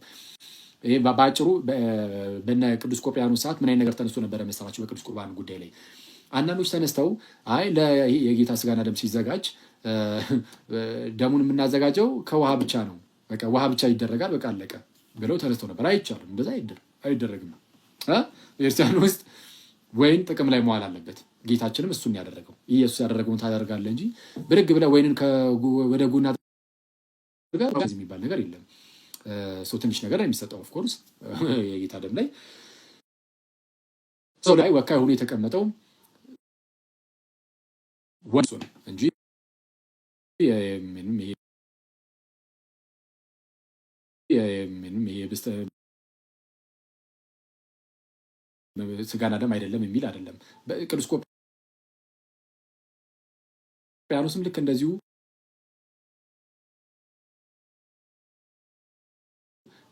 ስለ ጌታችን ኤፒሶዱ ላይ እንዲህ ይላል። የመጀመሪያው ፓራግራፍ ላይ የመጀመሪያው ቻፕተር ላይ እነዚያ ቀሳውስት ይሄ በጣም የሚያስገርምኝ ነው። ይሄን እንኳን ማርኩላችሁ። እሺ በደንብ አድርጋችሁ ስሙ ፕሊዝ ጋይስ። ቅዱስ ቁርባን ልትቀበሉ ንስሐ ትገባላችሁ አይደለ? ንስሐ ገብታችሁ ኮንፌስ አድርጋችሁ ነው እንጂ ኮንፌስ ሳይደረግ አይቀበልም። እሺ ንስሐ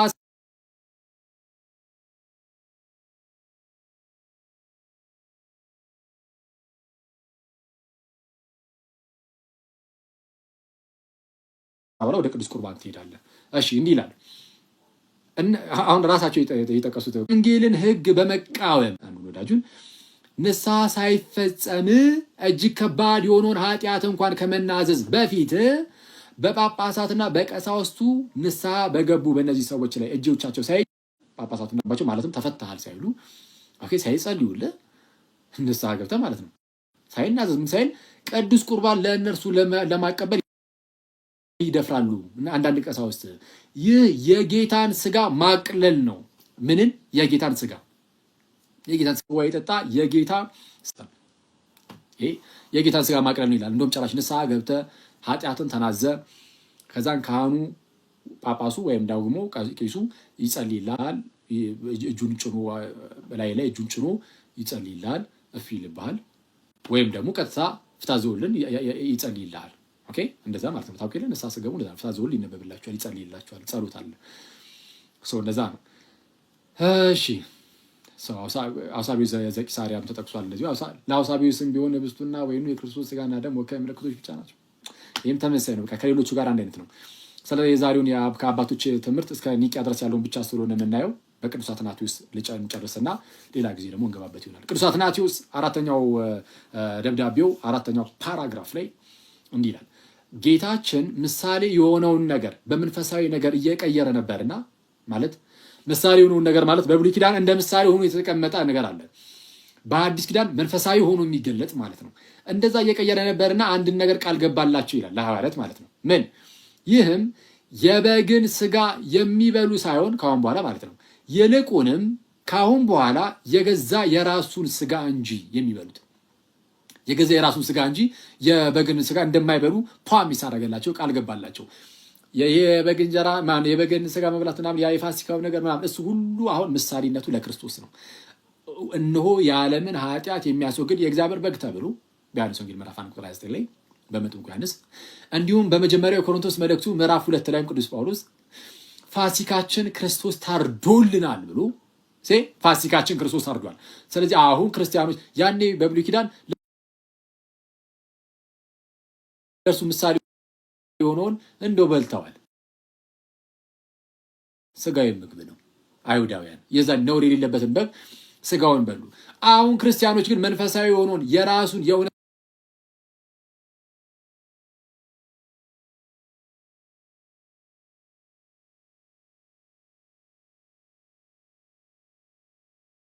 የእውነተኛውን የእግዚአብሔር በግ የፋሲካው በግ የክርስቶስ ኢየሱስን ስጋውን እርሱ ነው የምንበላው ነው።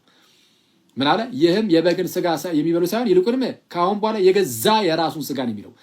ስጋውን ሲጠራ ቅዱስ አትናቴዎስም አባታችን ጠጡ፣ ይህ ስጋዬ ነው፣ ይህ ደሜ ነው ተላል። እኔ አይደለሁም የኔ ተወዳጆች ያልኩት አትናቴዎስ ማይ በላቭድ